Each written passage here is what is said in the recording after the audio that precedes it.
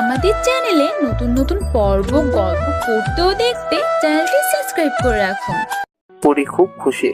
যার সাথে বিয়ে হচ্ছে সে আবার হাফসার ফুফাতো বোন। আর হাফসা একসাথে স্কুল থেকে 4 দিনের ছুটি নিল। এক আলাদা আনন্দ কাজ করছে। 4 দিনের ফাংশনের জন্য পুরি শপিং এ ব্যস্ত। গ্রামের দিক হয় সকাল সকালে শপিং এ চলে গেল। বিকেলের দিকে এক গাদা শপিং ব্যাগ হাতে ঘরমাক্তুক চড়ে বাসায় ফিরল। বাসায় ফিরে একটু রেস্ট নিচ্ছিল, তখনই ফোনে টুং করে মেসেজ আসলো। পুরি ভ্রু কুচকে মেসেজ চেক করলো। নীল রিপ্লাই দিয়েছে।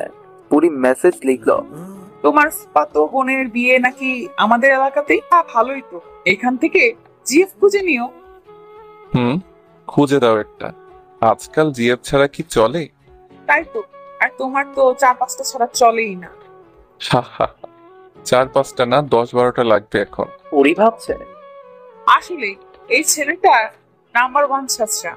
10-12টা জিএফ লাগে, যত সব ফাজিলের হাড্ডি, আজব পোলাপায়।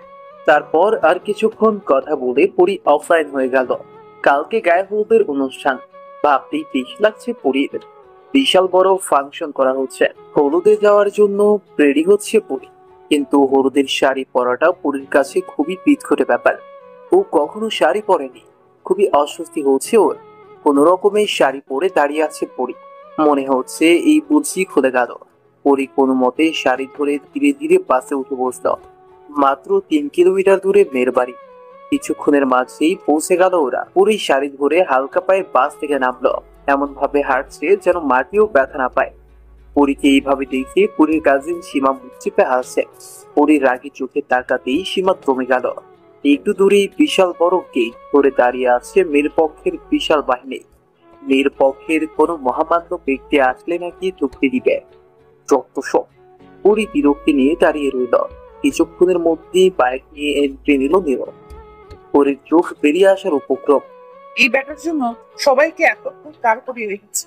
নীলকে ঘিরে দাঁড়ালো সবাই। পুরীর মনে হচ্ছে কোনো মন্ত্রী মিনিস্টারকে অভ্যর্থনা জানানো হচ্ছে। নীল সেই সবার সাথে কতক্ষণ কি যেন আলোচনা করে নিল। পুরী আর চোখে কোনো পক্ষ দিকে তাকিয়ে আছে। পুরী ইচ্ছে করছে সবগুলিকে আস্ত কাছেই খেয়ে ফেলতে।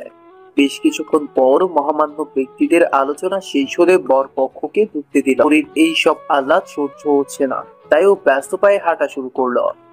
গেট দিয়ে ঢুকতেই পুরীর ক্লাসের ছেলেগুলো পুরীকে স্প্রে মেরে স্নোগাল করে দিল। পুরী ছোট ছোট চুপ করে ওদের দিকে তাকিয়ে আছে। হাফসা পুরীকে এই অবস্থাতে দেখে আচ্ছা করে ওদের ছেড়ে দিল, কিন্তু ওরা হাফসাকে পাত্তা না দিয়ে বলল। পুরী মুখ বাঁকিয়ে বলল, আমাদের এখানে একবার যা, তারপর তোকে কি করি। পুরীকে নিয়ে হাফসা ওর রুমে চলে গেল। পুরীকে পরিষ্কার করে দিয়ে শাড়িটা ঠিক করে দিল। তারপর অনুষ্ঠান মঞ্চে চলে আসলো। হাফসা সহ কিছু মেয়ে মাথার উপর ওড়না ধরে ডান্স করতে করতে কনেকে নিয়ে আসলো। কনেকে অনুষ্ঠান মঞ্চে বাসাতেই সবাই হলুদ লাগাতে ব্যস্ত হয়ে পড়লো। কোথা থেকে নীলার কয়েকটা ছেলে অর্থাৎ রেয়াত অনিক সব ভাইরা হলুদ নিয়ে লাফালাফি করা শুরু করে দিল। পুরীর বেশ বিরক্ত লাগলো। এই ছেলেটাকে সহ্যই করতে পারে না পুরী। কেন যে এমন হয় কে জানে। কিছুক্ষণের মাঝে একজন লোকাল গায়ক গান শুরু করে দিলেন। সবাই গানের তালে তালে নাচতে ব্যস্ত হয়ে পড়ল। সন্ধ্যা হয়ে যাওয়াতে বরপক্ষ বাসাতে ফিরে আসলো, কারণ একটু পর তো কনে পক্ষ হলুদ লাগাতে আসবে। কিছুক্ষণের মাঝেই মেয়ে পক্ষ হলুদ নিয়ে চলে আসলো। পুরী শাড়ি পরে থাকায় বেশ অস্বস্তি বোধ করছিল, তাই হলুদ লাগিয়ে বের হয়ে আসলো। পুরী পাশে যাওয়ার জন্য মাটির রাস্তাতে আসতেই দেখতে পেল নীল ফোনে কারো সাথে হেসে হেসে কথা বলছে। এক মুহূর্তের জন্য পুরীর চোখ দুটো নীলে আটকে গেল। রাস্তাতে লাগানো ছোট ছোট রঙিন আলোতে নীলকে অপূর্ব লাগছে। নীল স্কাই ব্লু রঙের পাঞ্জাবি পরেছে, হাতাটা কোনোই পর্যন্ত মোড়ানো, আর সানগ্লাসে নীলকে বেশ স্নিগ্ধ লাগছে। নীলকে মনে হচ্ছে সদ্য ফোটা কোনো ফুলের সুবাস। এই মুহূর্তে নীলের জন্য পুরীর ইচ্ছে করছে 2 লাইন কবিতা লিখে ফেলতে। ছেলেরাও বুঝি এত মায়াবী হয়। নীলের ঠোঁটের কোণে লেগে থাকা স্নিগ্ধ হাসিটা দেখে পুরীর বুকের ভেতর গুম করে উঠল। নীলকে এত নিষ্পাপ লাগছে কেন? সবাই তো বলে নীল নাকি মেয়েদের সাথে ফ্লার্ট করে। তাহলে পুরীর বড্ড অস্বস্তি হচ্ছে। পুরী এক মুহূর্তেও দেরি না করে বাসায় চলে আসলো। লম্বা একটা শাওয়ার নিয়ে ফোন হাতে বসে পড়লো। নীলকে হঠাৎ এত ভালো লাগছে কেন? পুরী কোনো কিছু না ভেবেই নীলকে মেসেজ দিল। টুকটাক কথা হলো ওদের, কিন্তু নীলকে এখনো জানানো হয়নি ও রূপা নয়, কারণ আসল সত্যিটা পরি জানতে চায়। কেন জানতে চায় তা পরিও জানে না, কিন্তু সবকিছুই ওকে জানতে হবে। বিয়ের দিন নীলের সাথে দেখা হলো না পরির। পরিদের তা ঢাকায় বিয়ে হওয়ার পর পরই বাসে ফিরে আসে ওরা।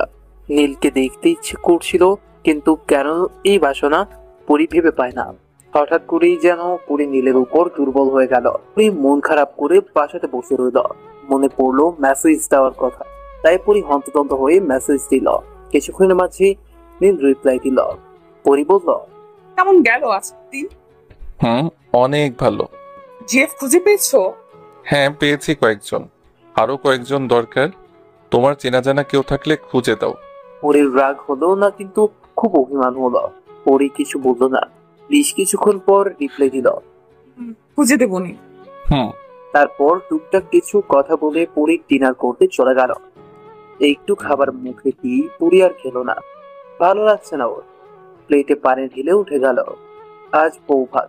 পরি সহ কিছু কাজিন মিলে ঠিক করেছে স্প্রের বদলা নিবে, তাই রাস্তার মাঝে এক গাদা স্প্রে নিয়ে দাঁড়িয়ে আছে। কিছুক্ষণের মধ্যেই একের পর এক কোনে পক্ষের লোক আসতে লাগলো। গেট দিয়ে যেই ঢুকছে তাকে স্প্রে দিয়ে ভূত বানিয়ে দিচ্ছে। এ নিয়ে হাসাহাসিও হচ্ছে বেশ। পরিসহ সবাই কারের ভেতর পরিসহ সবাই বাড়ির ভেতর যাওয়ার জন্য পা বাড়াতেই পেছন থেকে একটা বাইক আসতে লাগলো। নেহা বলল, বাইকটির সামনে আসতেই পরিসহ সবাই স্প্রে দিয়ে বর্ষণ তুলে দিল। কিন্তু বাইকে থাকা ছেলেটা বাইক চলতি অবস্থাতেই বহু শব্দ করে দুদিকে দুহাত মেরে দিল। পরি লক্ষ্য করলো এটা নীল। পরি এক দৃষ্টিতে নীলের বাইকের দিকে চেয়ে রইল। এইরকম ফিল্মে এন্ট্রি দেখে পরির বাকি কাজিনরা তো ক্রাশ খেত। পরির খুব রাগ হলো। এত ভাবনা আর কি ছিল? কোনো কথা না বলেই বাড়িতে চলে আসলো। সন্ধ্যার দিকে বউ বিদায় দেওয়া হবে বলে আবার আসলো। পরির মনটা একদম ভালো নেই। কেন বারবার পরি নীলের উপর আসক্ত হয়ে যাচ্ছে? কিছুই ভালো লাগছে না ওর। ওর ইচ্ছে করছে নিজের চুল নিজের ছিঁড়ে ফেলতে। বউ বিদায়ের সময় নীলকে আর দেখতে পেল না পরি। বউকে নিয়ে যাওয়া হচ্ছে, তারপরে সোফাতে বসে আধমনে ভাবছে। একটু পরে একটা বাচ্চা এসে একটা চকলেটের বক্স ধরিয়ে দিয়ে গেল। কে দিয়েছে বলতে বাচ্চাটা বলল, আমি জানি না। বাচ্চাটা নিতান্তই ছোট। পরি তাই আর প্রশ্ন করলো না। বাচ্চাটা দৌড়ে চলে গেল। ওর দিকে কিছুক্ষণ তাকিয়ে থেকে একটা দীর্ঘশ্বাস ফেলে পাশে চলে আসলো। কিছুই ভালো লাগছে না। সারাক্ষণ মাথায় নীল ঘুরছে। পরি বুঝতে পারছে না হঠাৎ করে নীলের প্রতি এত আকর্ষণ কি করে হলো। বাসায় এসে ফোনের স্ক্রোল করতে লাগলো। ফেসবুকে এসে একটা স্ট্যাটাস দিল। হঠাৎ মায়া জড়ানোটা খুবই যন্ত্রণাদায়ক, আর কারো প্রতি ঘৃণা থেকে আসক্ত হওয়াটা তো মারাত্মক ক্ষতিকারক। নীলের মেসেজে চমকে উঠলো পরি। নীল তো কখনো তাকে আগে থেকে মেসেজ দেয় না, আজ কেন দিল? তুই তড়ি করে মেসেজ চেক করলো। মেসেজটা দেখেই পুরি হাঁ হয়ে গেল। পুরি বাক শক্তি হারিয়ে ফেলল। ফোনটা হাত থেকে কখন যে বেরিয়ে পড়ে গেছে সেদিকে কোনো ধ্যানই নেই পুরীর। কার মায়াতে পড়ে গেলে পড়ি? এই একটি মেসেজ পুরীর মাথাতে ঢন ঢন করে ঘুরছে। নীল তাকে এই মেসেজ দিয়েছে?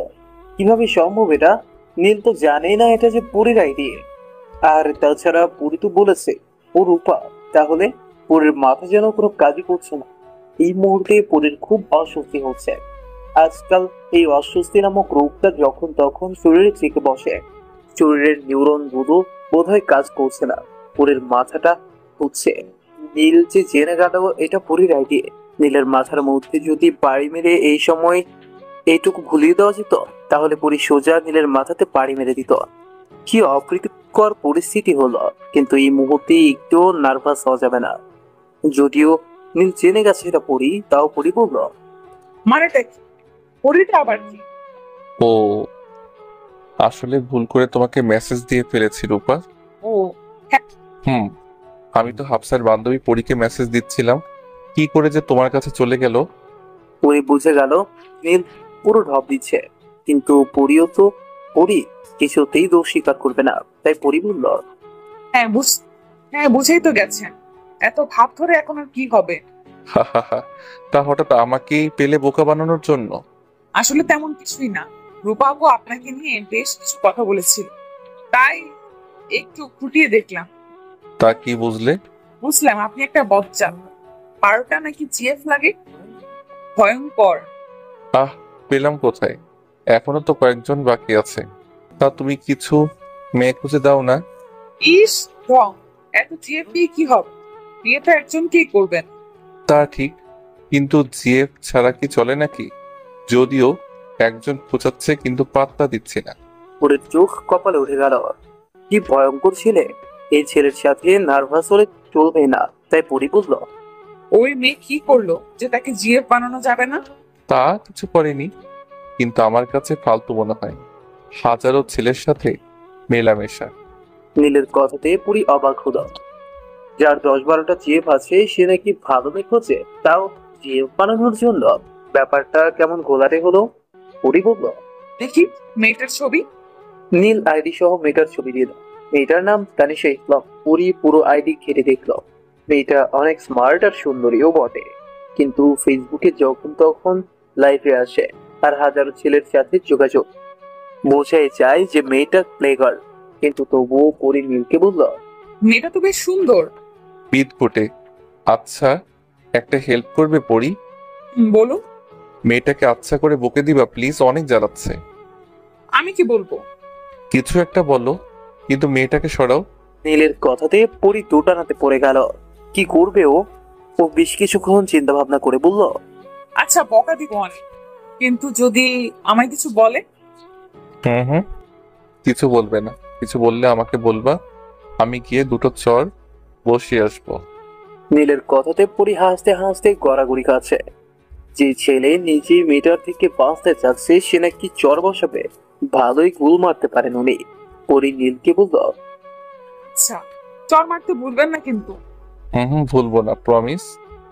তারপর নীলের সাথে আর কিছুক্ষণ কথা বলে পুরি অফলাইন হয়ে গেল। এই মুহূর্তে পুরীর খুব ভালো লাগছে। নীলের সাথে খুব ভালো করে কথা হয়েছে। আর আজ নীলও বেশ অনেকক্ষণ সময় দিয়েছে ওকে। ভাবতেই পুরীর মন বারবার শিহরিত হচ্ছে। নীলকে কিভাবে ভালোবেসে ফেললো পুরী! ইস! হঠাৎ করেই পুরীর খুব ভালো লাগছে আর খুশিও লাগছে। হাজারো অবাধ্য ইচ্ছে ভাবনা চিন্তা করতে করতে পুরী ঘুমের দেশে হারিয়ে গেল। আজকাল নীলের সাথে প্রচুর কথা হয় পুরী। সারাক্ষণ মাথায় শুধু নীলই ঘোরে। পুরী বুঝে গেছে নীলকে না চাইতেও ভালোবেসে ফেলেছ। ভালোবাসা কখন কার সাথে হবে তা বোঝা দেয়। পুরী বুঝতে পারে না ও যাকে ঘৃণা করতো আজ তাকেই ভালোবাসে। সত্যি কি এমন হয়? এমনটা তো সিরিয়ালে দেখা যায়, বাস্তব জীবনে কি করে সম্ভব? আসলে আমরা মানি আর না মানি, সিরিয়ালের 90% আমাদের জীবনের অংশ। কোনো না কোনো ভাবে এমনটা হয়ে যায়। তাই হয়তো আজ পুরীও ঘৃণার মানুষটাকে ভালোবেসে ফেলেছে, কিন্তু বলার মতো পরিস্থিতি বা ইচ্ছে নেই পুরীর। কারণ পুরী এই প্রথম কাউকে ভালোবেসেছে, বলা যায় জীবনের প্রথম ক্রাশ। পুরী সবসময় এই প্রেম ভালোবাসা থেকে দূরে থেকেছে। আর যদি ভালোবাসার কথা বলে তো পুরো বিষয়টাই ঘেটে যাবে। নীলের কথা মনে পড়তেই পুরী আনমনে হাসেন। সত্যি সে ভালোবেসে পাগল হয়ে গেছে। কখন কিভাবে যে ভালোবেসে ফেললো কে জানে। ইস! পুরী আর নীলকে নিয়ে তো ইতিহাস লেখা দরকার। অবশ্যই দরকার, কেন লেখা হবে না? এইসব ভাবতে ভাবতে পুরীর ধ্যান কাটলো মায়ের ডাকে। মিসেস রাহেলা দরজায় কড়া দিয়ে বললেন। পড়ি, আই পড়ি, আধা ঘন্টা হয়ে গেল গোসল কি শেষ হয়নি? তুই তো এত দেরি করিস না। পুরী তড়িঘড়ি করে বলল। আর 5 মিনিট আম্মু। পুরীর শাওয়ার ছেড়ে দিয়ে নীলের মুক্ত হয়ে গিয়েছিল। ভাবতেই পুরী লজ্জায় নুয়ে গেল। ইস! আজকাল ভালোবাসাতে পুরী বুঝি লাইলিকেও হার মানাবে। সামনেই জিএসসি পরীক্ষা। পুরী মোটামুটি ব্যস্ত সময় কাটাচ্ছে। এখন প্রায় সময় পুরী নীলের সাথে ফোনে কথা বলে। হঠাৎ যখন তখন নীলকে কল দেওয়া পুরীর অভ্যাসে পরিণত হয়ে গেছে। আজকাল নীল ছাড়া কিছুই ভাবতে পারে না। সিরিয়ালের কোনো রোমান্টিক সিন আসলে পুরী সেখানে নিজের সাথে নীলকে কল্পনা করে ফেলে। পরবর্তীতে নীলকে কল্পনা করে নিজেই লজ্জা পায়। আজকাল দিনের 20 ঘন্টায় নীলকে নিয়ে হাজারো স্বপ্ন বুনে ফেলে পুরী। ভাবতে ভাবতে কখন যে কি করে তা পুরী নিজেও জানে না। মোট কথা পুরী শুধু নীলকেই দেখতে পায়, কিন্তু সরাসরি নীলকে মাত্র 3-4 বার দেখছে পুরী। কখনো সরাসরি কথাও হয়নি ওর সাথে। তাহলে নীলের কল্পনাকে কেন এত বাস্তব মনে হয় ওর? মনে হয় নীল ওর চোখের সামনেই আছে। পুরী কিছু ভাবতে গেলেও সেখানে নীলকে দেখতে পায়। একেই বুঝি ভালোবাসা বলে। ভালোবাসাতে বুঝি এত পাগলামি থাকে, এত শত যন্ত্রণাও হয়, বারবার তাকে দেখতে ইচ্ছে করে। পুরী হাজারো ছন্দ মেলাতে থাকে, কিন্তু শেষটা কি হয় তা পুরী জানে না। তত কিশোরী বয়সে পা দেওয়া এক ছোট্ট পবিত্র ফুলের মাঝে কাউকে পাওয়ার জন্য বাসনা জেগেছে। খুব করে চায় নীলকে, ইস, নীল যখন পরীকে বিয়ে করে ঘরে তুলবে তখন পরীর কি খুব লজ্জা হবে। নীলের জামা কাপড় নিজ হাতে ওয়াশ করে দিবে পরী। নীলের জামাতে লেগে থাকা ঘামের গন্ধটা শুধু পরী উপভোগ করবে। হ্যাঁ হ্যাঁ, নীলকে শুধু পরী উপভোগ করবে। হাজারো ভাবনা করেন পরী নিজেই লজ্জা পায়। উফ, হাজারো ফোন কল, কত শত কথা নীলের সাথে। এই ছোট্ট মনের মাঝে লুকিয়ে রাখা হাজারো কথা যদি নীল শুনতো, তাহলে কি নীল তাকে না ভালোবেসে পারতো? কি জানি কবে নীলকে ভালোবাসার কথা বলতে পারবে। আচ্ছা, নীল কি ওর ভালোবাসা বোঝে না? এই যে এত শত অপেক্ষা, আকুলতা, হাহাকার নীলের মনকে কেন বোঝাতে পারে না? আচ্ছা, শেষমেশ পূর্ণতা পাবে তো ওর ভালোবাসা? পরি যে ওকে ভালোবেসে নিঃশেষ হয়ে যাচ্ছে। পরি এইসব ভাবতে ভাবতে কখন যে মেয়ে পড়লো তা পরির ভাবনাতেও আসলো না। রোজ নীলের সাথে ঘর করার স্বপ্ন দেখে পড়ি, স্বপ্নে রোজ দেখা হয় নীলের সাথে। পরি বোধ হয় খুব তাড়াতাড়ি নীলকে ভালোবেসে পাগল হয়ে যাবে। তবে কি পরীকে ভালোবাসাতে পাগলি নামক কোনো উপাধি দেওয়া হবে? ইস, যদি দেওয়া হতো, সারা বিশ্বকে জানাতো সে আমি নীলকে ভালোবেসে পাগল। বিকেলে পরি নিজের রুমে বসেছিল, মূলত পড়াশোনা নিয়েই ভাবছিল। পড়াশোনাতে বিন্দু মাত্র মন নেই তার। কি করবে সে নীলকে ছাড়া? কিছু ভাবতেও পারে না। যে আশেপাশে তাকিয়ে দেখে কেউ আছে কিনা, কেউ নেই দেখে পরি বিশ্বজয়ের হাসি দিল। ফোন হাতে নিতেই আমান এসে হাসে। পরি বিরক্তি নিয়ে তাকিয়ে বলল, কি হয়েছে বল। আমান বেডে দুহাত মেলে দিয়ে শুয়ে পড়ল। কিছুই না, বাসার সবাই তো নেহা খালামণিদের বাসায় গেছে। শুনলাম নেহা খালামণি নাকি সম্বন্ধ এসেছে। পরি ছোট্ট করে বলল। ও, বেশ কিছুক্ষণ কেটে যাওয়ার পরও আমান যাচ্ছে না দেখে পরির বেশ বিরক্ত লাগছে। তিনি নানা রকমের বুদ্ধি খুঁজতে লাগলো। ভালো লাগছে না, কিছুতেই কিছু মেলাতে পারছে না। সন্ধ্যা হতে আর কিছুক্ষণ বাকি। পরির চটজলদি মাথায় বুদ্ধি খেলা গেল। পরি বই গোছাতে গোছাতে বলল, আমার আমান এক বক্স আইসক্রিম নিয়ে আয় না। হালকা ঠান্ডা পড়েছে দেখে আম্মু তো আর আইসক্রিম খেতেও দেয় না। যা এখন কে লুকিয়ে নিয়ে আয়। এর মুখে ভঙ্গিতেই পরি বুঝতে পারলো আমার বেশ খুশি হয়েছে। হাতে 250 টাকা ধরিয়ে দিয়ে বলল, স্ট্রবেরি ফ্লেভারটা আনবি বুঝেছিস, আর অন্য কোনো ব্র্যান্ডেরটা আনবি না। আমান মাথা চাকিয়ে দোকানের দিকে দৌড় দিল। আমানের আসতে কম হলেও 10 মিনিট সময় লাগবে। পরে তড়িঘড়ি করে নীলকে ফোন লাগালো। কিছুক্ষণ পরে নীল ফোন রিসিভ করলো। হ্যালো। কি করছেন? তেমন কিছুই না, জাস্ট একটু আড্ডা দিচ্ছি। তুমি? আপনার সাথেই কথা বলছি। হা হা হা। আমার উত্তরটাও সেমই হওয়া উচিত ছিল, বাট মাই মিস্টেক। ফোনের পাশ থেকে বেশ কিছু কণ্ঠের হাসির শব্দ শুনতে পেল পরি। পরির ভ্রু আপনা আপনি কুঁচকে গেল। পরি একটু রেগে বলল, আপনি আপনার বন্ধুদের আমার কথা শোনাচ্ছিলেন তাই না? পরি আর কিছু না বলেই ফোনটা কেটে দিল। নীল আবার কল দিতেই পরি বলল, ওনারা সবাই আমার কথাতে হাসছিল। রাগ করো কেন পরি? পাশে থাকলে তো শুনতে পাবেই। আচ্ছা বলো, আমার এই ভুলের জন্য কি করতে হবে? নীলের কথাতে পরির ঠোঁটের কোণে হাসি ফুটে উঠল। পরি নিজেকে সামলে নিয়ে বলল, সরি বলতে হবে। নীল মৃদু হেসে বলল, আচ্ছা। হুম। নীল দীর্ঘ একটা নিঃশ্বাস নিয়ে অতি ঠান্ডা কণ্ঠে বলল। পরি, আই এম সরি। এই কণ্ঠস্বরে পরি কেঁপে উঠল। পরি ফোনটা বুকে চেপে কতগুলো গভীর নিঃশ্বাস নিল। হাত থেকে ফোন পড়ে গেল, কিন্তু পরির এতে কোনো ধ্যানই নেই, স্তব্ধ হয়ে আছে। নীলের এই ভয়ঙ্কর কণ্ঠস্বরে পরি আঁকতে উঠল। বারবার সে কণ্ঠে রেকর্ডের মতো কানে বাজছিল। পরির হাত পা ঠান্ডা হয়ে কাঁপছিল, বুকের ভেতর ধুকপুক করছিল। পরি সোজা হয়ে বেডে শুয়ে পড়ল। সিলিং এর দিকে তাকিয়ে থাকলেও পরির ভাবনা অন্য কোথাও ছিল। রাতে আইসক্রিম খাওয়া নিয়ে এক দফা লেগে গেল। 3 ভাই বোনই যে আইসক্রিমের উপর ক্রাশ খাওয়া আসামি। অবশেষে ঝগড়া করতে করতে 3 জন মিলে বড় এক বক্স আইসক্রিম কয়েক মিনিটের মধ্যেই সার্ভার করে দিল। আজকাল পরি একদমই পড়ছে না। আচ্ছা, নীল কি তার ভালোবাসা কখনোই বুঝবে না? মুহূর্তে দাঁড়িয়ে নীলকে ভালোবাসার কথা বলা উচিত যাবে না। যদি কলেজে পড়তো তো ভাবেছিল, কিন্তু পরি যে মাত্র 8ম শ্রেণীতে পড়ে। এই মুহূর্তে নীলকে ভালোবাসি বলাটা নিতান্তই হাস্যকর মনে হবে। ইস, নীল যদি পরীকে ভালোবাসতো। প্রেম ভালোবাসা থেকে দূরে থাকা মেয়েটাও আজকাল একজনের ভালোবাসা পাওয়ার জন্য সময় গুনে যাচ্ছে। পরি নীলকে ভালোবাসে এটি ভাবতেই পরি লজ্জা পেয়ে যাচ্ছে। একা একা ভালোবাসার মানুষটির কথা ভাবতেই কেন লজ্জা লাগছে? এটাও কি ভালোবাসারই কোনো অংশ? পরি ফোন হাতে নিয়ে নীলকে মেসেজ দিল। কথায় কথায় নীলকে তুমি করেও সম্বোধন করছে পরি। এমনটাই হয়, কল দিয়ে পুরি তুমি করে বলে, আবার কখনো কখনো তো তুইও বলে। এই তো 2 দিন আগের কথা, পরি ফোনে নীলের সাথে কথা বলেছিল। হঠাৎ পরি বুঝল তোর দ্বারা কিছুই হবে না, এত জিএফ দিয়ে কি হবে? কথাতে নীলের ভ্রু কুঁচকে গেল। নীল বলল, আমি তোমার বড় অথচ তুমি আমাকে তুই করে বলছো। পরি কিছুক্ষণ ভেবে বলল। আপনিও আমাকে তুই করেই বলবেন, ঠিক আছে? নীল হাসতে হাসতে বলল, হুম, আমি তুমি করে বলবো, তুমি বরং তুই করে বইলো। পরি বেশ কিছুক্ষণ জোরাচুরি করলো, কিন্তু নীল মানতে নারাজ। আগত্যা পরি মেনে নিল। ফোন কেটে দিয়েই পরি ভাবল, অবশেষে বুঝি লজ্জাটা আমারই হলো।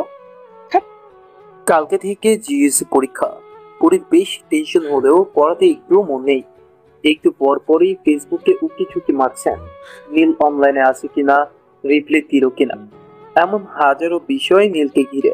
দীর্ঘ 3 মাস ধরে নীলকে একবার চোখের দেখাও দেখেনি পরি। কালকে তো পরীক্ষা, ইস, নীল নিশ্চয়ই আসবে, কিন্তু কথা তো হবে না। পরীকে তো নীল চেনাই না, তাতে কি, নীলকে তো পরি দেখতে পাবে। পরের আনন্দের শেষ নেই।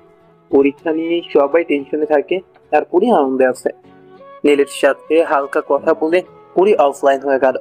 না ঘুম আসছে আর না জেগে থাকতে রিপিট না ঘুম আসছে আর না জেগে থাকতে পারছে।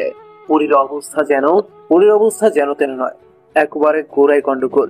বেশ কিছুক্ষণ বেডে শুয়ে চোখ পিছে বন্ধ করেও পরির চোখে ঘুম আসলো না। মনের ভেতর প্রিয়কে এক পলক দেখার নানা কল্পনা জল্পনা করতে লাগলো। রাতে ঘুম হলো না পরি, আর না হলো পড়াশোনা। ভোর 5:30টার দিকে পুরীর মা পরীকে ডেকে দিল। একটু আগেই বোধ হয় চোখটা লেগেছিল। অস্বস্তি হচ্ছে পরি, কিছুতেই চোখ মেলতে পারছে না। খুব কষ্ট করে কোনো মতে উঠে বসলো। পড়তে বসে পরি ঝিমুচ্ছে। কোনো মতে 8টা উঠে পড়লো। তারপর নাস্তা সেরে রেডি হয়ে নিল। পরীক্ষার কেন্দ্র 6 কিলোমিটার দূরে, আর আজ যেহেতু প্রথম পরীক্ষা, তাই পরীকে নিয়ে মিসেস রাহেলা 8:30 বেরিয়ে পড়লেন। 9টার দিকে পরীক্ষার কেন্দ্রে পৌঁছে গেল। হলের গেট খোলা হয়নি, সিট আরো নানান ফর্মালিটিস বাকি আছে। ইংরেজি স্যার সবাইকে একসাথে জড়ো করে সিট সহ রোল নম্বর কনফার্ম করছেন। কেন্দ্রের সামনে বিশাল মাঠ, পুরোটাই একেবারে জনমানব দিয়ে টুটুম্বর। 10-12টা স্কুলের স্টুডেন্ট, সাথে গার্ডিয়ানরা আছে। একেবারে মেলা বসে গেছে। একটু পর পর বিভিন্ন ফুটফুট বসেছে। একটু দূরে ছোটখাটো মেলাও হচ্ছে। ইংরেজি স্যার পরের দিকে চেয়ে মিষ্টি করে হেসে একটু উচ্চ শব্দেই বলতেন, পড়িও বলতো, জি স্যার। হঠাৎ করে পেছন থেকে একজন বলল, পড়ি, হা হা হা। নিজের নাম কারো কণ্ঠে শুনে পরি পেছনে ঘুরে তাকালো। এ কি, এটা তো নীল। হাতে কোনো একটা কাগজ নিয়ে পেছনে 2 হাত গুজে দাঁড়িয়ে হাসছে। পরি নীলকে দেখে পুরো ভ্যাবাচেকা খেয়ে গেল। এই এতটা সময় ধরে নীল পুরীর পেছনেই দাঁড়িয়েছিল। আয় হায়, পুরীর অস্বস্তির সাথে লজ্জাও লাগছিল। নীল পুরীর মাথাতে হালকা করে টোকা মেরে দিল। পুরী স্থির হয়ে রইল। পুরী যখন বিষয়টা বুঝতে পারলো যে নীল তার সামনে দাঁড়িয়ে আছে, তৎক্ষণাৎ পুরী স্থান ত্যাগ করলো। পুরী পুরো মাঠে চক্কর দিতে লাগলো। নীলের সামনে দাঁড়িয়ে ছিল এত শত ভাবনা তার মাথাতে হালকা করে বারবার চড়াও করতে লাগলো। পুরী নীলের থেকে দূরে সরে আসলো, আর এখন আবার নীলকেই খুঁজে চলেছে। ইস, আর একটি বার নীলকে দেখতে ইচ্ছে করছে পরি, কিন্তু আর হয়ে উঠলো না। হাফসা আর পরি আলাদা হলে পড়েছে। দুজন দুদিকে পরীক্ষা দিতে চলে গেল। পরির আজ বাংলা পরীক্ষা। বাংলা বিষয়টাকে কেউ তেমন গুরুত্ব না দিলেই বাংলা বিষয়টা আসলেই ভয়ঙ্কর। প্রচুর লিখতে হয়, সময় স্বল্পতার জন্য ঠিকঠাক লেখা হয়ে ওঠে না। বাংলা পরীক্ষার বেশ কঠিন হয়েছে। পরিদের স্কুল থেকে যে গাইড ফলো করা হয়েছে, সেই গাইডের 50%ই আসেনি। সবারই যেন তেন অবস্থা হলেও তুলনামূলকভাবে পরির বেশ বাজে অবস্থা। ভালো স্টুডেন্ট পরি, A+-এর স্বপ্ন। প্রথম পরীক্ষাতে নিশ্চিত A+ হাতছাড়া হয়ে গেছে। পরি পরীক্ষার হল থেকে কান্না করতে করতে বের হলো। হলের স্যাররা সান্ত্বনা দিল, কিন্তু পরীক্ষাতে শান্ত হলো না। মেয়েকে হল থেকে কিভাবে কান্নার অবস্থায় বের হতে দেখে পরির মা এগিয়ে আসলেন। কি বলবেনই বা তিনি, তারও চোখে পানি চুপচুপ করলো। ইস, মেয়েটার A+ হাতছাড়া হয়ে গেল। ইংরেজি স্যারের মেয়েও পরীর সাথে পরীক্ষা দিচ্ছে। ও তেমন ভালো স্টুডেন্ট নয়, পাশ করলেই হ্যাঁ। ইংরেজি স্যারের ওয়াইফ পরীকে অনেক আদর করে। তিনি বারবার পরীকে বোঝালেন। সবার এমন হাজারো সান্ত্বনা নিয়ে পরীর পাশে ফিরল। বাসায় এসে গোসল করে নিজেকে শান্ত করে নিল। সন্ধ্যার আগে লাঞ্চ করলো। পরীক্ষা নিয়ে বেশ মন খারাপ, কিন্তু নীলের সাথে কথা বলার জন্য মন কেমন কেমন করছে। তাই ফেসবুক লগ ইন করে নীলের সাথে কথা বলে নিল। একটু কথা বলতেই মন একদম শান্ত হয়ে গেল, শরীর যেন বল পেল। হঠাৎ করেই ব্যালকনিতে দাঁড়িয়ে দেখতে পেল ইংরেজি স্যার আসছেন। পরীকে অনেক আদর করেন যে উনি, আর পুরীর সব থেকে প্রিয় স্যার উনি। স্যারকে দেখে পুরীর ঠোঁটে কিঞ্চিত হাসি ফুটে উঠল। স্যারের সাথে এলাকার কিছু ছেলে এসেছে, পুরীর দূর সম্পর্কের ভাইয়ের আর কি। স্যার সহ সবাইকে হালকা নাস্তা দিলেন মিসেস রাহেলা। পুরী স্যারের পাশে সোফাতে বসে আছে। স্যার পুরীর মাথাতে হালকা হাতে হাত বুলিয়ে বললেন। স্যারের কথাতে পুরী মাথা ঝাঁকিয়ে সম্মতি জানালো। কিছুক্ষণ স্যার উপদেশ দিয়ে চলে গেলেন, আর পুরী তো সারাক্ষণই নীলকে নিয়ে পড়ে আছে। এখনো মাথাতে নীলই ঘুরছে। একটু পর সে তো আবার ফেসবুকে নীলের অনলাইন রিপ্লাই দিচ্ছে। পুরীর এতেই যেন আনন্দ। পরীক্ষার তেমন কোনো রেশই দেখা যাচ্ছে না ওর মাঝে। পুরীর আজ শেষ পরীক্ষা। হল থেকে বের হয়ে নীলকে খোঁজাখুঁজি করছে পুরী, কিন্তু নীল আসেনি। সেই প্রথম দিনে এসেছিল। পুরী মুখ গুমরা করেই রইল। পুরীর পরীক্ষা গত বেশি ভালো হয়নি, নিশ্চিত রেজাল্ট ভালো আসবে না। পুরীর মন মেজাজ কিছুই ভালো নেই এখন। এই কয়েকটা দিনে একদম বাইরের খাবার খায়নি পুরী। আজ মাথাটা বেশ গরম হয়ে আছে পুরী, তাই দোকান থেকে 4টা আইসক্রিম কিনে নিয়ে আসলো। মিসেস রাহেলা মেয়ের হাতে এতগুলো আইসক্রিম দেখে রূপ কুচকালেন। পুরী কিছু না বলে গাড়িতে উঠে এক এক করে আইসক্রিম খেতে লাগলো। মিসেস রাহেলা কিছু বললেন না। বেশ কয়েকটা দিন এইভাবেই কেটে যায়। নীলের সাথে মেসেজে প্রচুর কথা হয়েছে পুরী, কিন্তু ফোনে একবারের জন্য কথা হয়নি। পুরী নীলের দেওয়া সরি লেখা চিরকুটটা দেখে নিল। সেই দিন কেন্দ্রের মাঠে দিয়েছিল নীল। মিসেস রাহেলার ডাকে পুরী ড্রয়িং রুমে আসলো। ড্রয়িং রুমে এসে চাচাতো কাকাকে দেখে মিষ্টি একটা হাসি দিল। সালাম জানিয়ে পাশে বসলো। টুকটাক সবাই কথা বলতো। পুরী জানতে পারলো তার বান্ধবী ইয়ার মামার সাথে নাকি ওর কাজিন ফারিয়ার বিয়ে। পুরী খুশি হয়ে গেল। ইয়ার নানুর সাথেও পুরীর ফ্যামিলির বেশ ভালো সম্পর্ক। সবাই আত্মীয় কিনা ইয়া বারবার করে বলে দিয়েছে পুরী যেন হলুদে তার সাথে যায়। যেহেতু পুরীর কাজিনের বিয়ে শহরের কমিউনিটি সেন্টারে, তাই এত দূরে কেউ হলুদ হতে যাবে না। যার যার বাসাতেই হলুদ হবে। পুরী শাড়ি পরে বুঝে গেছে এই শাড়ি মহাঝামেলা, তাই পুরী ঠিক করেছে এবার আর শাড়ি পরবে না। হলুদের দিন বিকেলে পুরী হিয়ার সাথে ওর নানু বাড়ি চলে যায়। বিকেলটা আশেপাশে ঘুরেই কাটিয়ে দেয় ওরা। সন্ধ্যার দিকে সবাই শাড়ি পরতে বলে। অনেক জোরাজুরি করলেও পুরী শাড়ি পরতেন নারাজ। অবশেষে হিয়ার আন্টি হিয়াকেই সাজাতে লাগলেন। পুরী বেডের সাইডে গিয়ে নীলকে ফোন লাগালো। কিছুক্ষণ ফোন বাজার পরে নীল কল রিসিভ করলো। কেমন আছেন? আলহামদুলিল্লাহ, তুমি কেমন আছো? আলহামদুলিল্লাহ ভালো। হঠাৎ এই সময়? এমনি একটা ফাংশনে এসে বোর হচ্ছিলাম, তাই ভাবলাম তোকে কল দেওয়া যাক। হা হা হা। আবার তুই? অবশ্যই, আমি আমার অভ্যাস বদলাতে পারবো না। তুমি ইচ্ছে হলে তুই করে বলো, না হলে নাই। হা হা হা হা। তুমি ঠিক আছে, তুই বললে কেমন যেন লাগবে। যা ইচ্ছা। তা কি ঠিক করবি? ঠিক করেছিস? পড়াশোনা তো মনে হয় এখানেই শেষ। কি করব বলো, পরিস্থিতিটাই যে এমন। দেখি কি করি। আরে পড়াশোনা ছাড়ার কি আছে? পড়াশোনা করলে জীবনে অনেক কিছু করা যায়। তুমি এসে সব পড়া কমপ্লিট করে দিয়ে যাও। হ্যাঁ, আমি কেন পড়বো? সেটাই তো। তা একটা জিএফ খুঁজে দাও। মোটেও না, পরে ওই মেয়ে আমাকে পেটাবে। কেন? কারণ তার ঘাড়ে যে এমন একটা বদ্ধ ছেলেকে দিয়েছে। হা হা হা। তোমার সাথে কথাই পারা মুশকিল। এমন হাজারো কথা হলো ওদের মাঝে। প্রায় 40 মিনিট পর পুরী ফোন রাখলো। বুক ভরে নিঃশ্বাস নিল।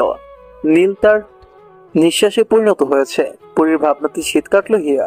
হিয়া মিষ্টি হেসে বলল, কথা হয়েছে। পুরী মাথা ঝাঁকালো। একমাত্র হিয়াই জানে পুরী যে নীলকে ভালোবাসে। পুরী লজ্জা মাখা মুখ নিয়ে বলল, চল। হিয়া মিষ্টি হেসে বলল, পাগল মেয়ে।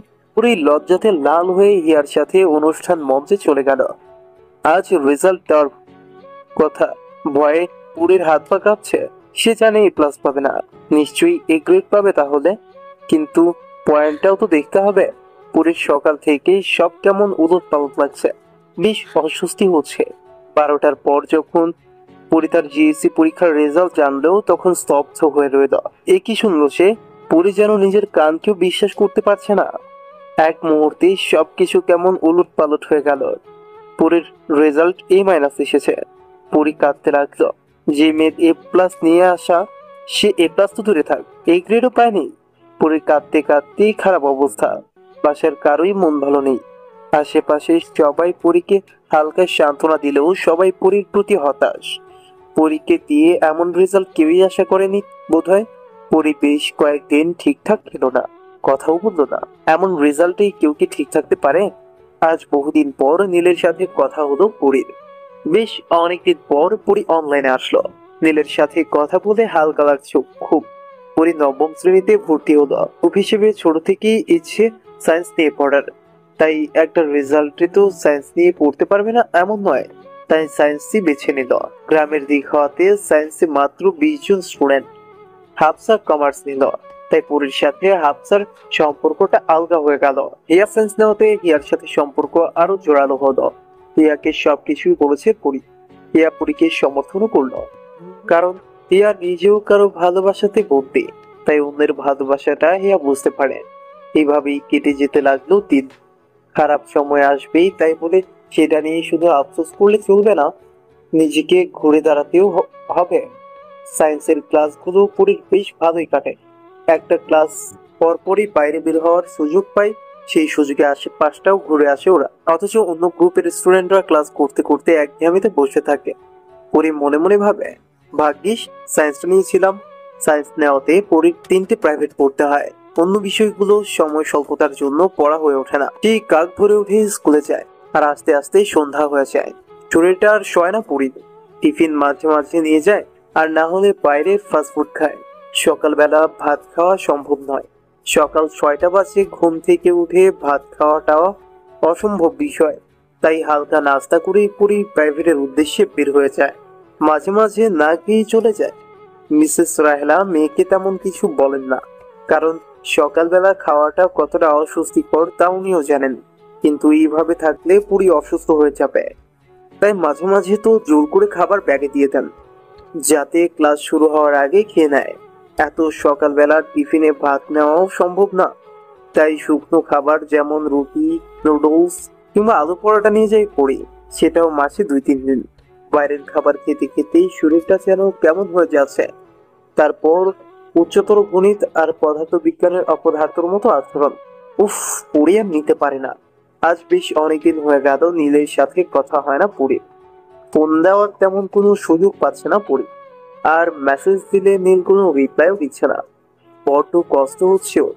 বুকের ভেতর চাপা কষ্টটা খানিকক্ষণ পরপরই শিউরে উঠছে। হঠাৎ করে নীল কেন এমন করছে? পরী কি কোনো ভুল করেছে? নীলকে ছাড়া অনলাইনটা আজ বিষাক্ত মনে হয়। পরী তো বলেও নি যে ও নীলকে ভালোবাসে, তাহলে কেন নীল ওর সাথে কথা বলে না? নীল কেন এমন করছে? পরীর ইচ্ছে করছে নিজেকে শেষ করে দিতে। এত যন্ত্রণা পরী নিতে পারছে না। সব তো ঠিকই ছিল, তবে আজ কেন এমন করছে নীল? তবে কি কখনোই নীলকে পাওয়া হবে না? পরীর মাথাটা ফেটে যাচ্ছে, অসহ্য যন্ত্রণা হচ্ছে। অসহায়ের মতো আকাশের অর্ধচন্দ্রের দিকে তাকিয়ে আছে পরী। আজ তারাও পরীর সাথে অভিমান করেছে, তাই তো তারা জ্যোৎস্না ছড়াচ্ছে না। পরী জানালা দিয়ে ঘুরে অন্ধকারের দৃষ্টি নিক্ষেপ করে আছে। থেকে থেকে কয়েকটা জনকে আলো ছড়াচ্ছে, কিন্তু এত আধারের মাঝেও সুপ্ত আলোটাকে পরীর কাছে স্নিগ্ধ লাগছে না। কথা আছে না, মনের সাথে প্রকৃতির সম্পর্ক। মন ভালো তো সবকিছুই সুন্দর, আর মনে কষ্ট জমে থাকলে হাজারো সৌন্দর্যকেও বিষাক্ত মনে হয়। পরীর ইচ্ছে করছে ছন্দ মেলাতে, কিন্তু পারছে না। সবকিছু যেন থমকে গেছে। জীবনে এতটা নিষ্ঠুর সময় পার করবে পরী কখনো কল্পনাও করেনি। অবশ্য সবকিছুই ঘটছে পরীর কল্পনার জগৎ থেকে বাইরে। নীলকে হঠাৎই এত ভালোবেসে ফেলা, আবার আলোবর্ষ দূরত্ব সৃষ্টি হওয়া।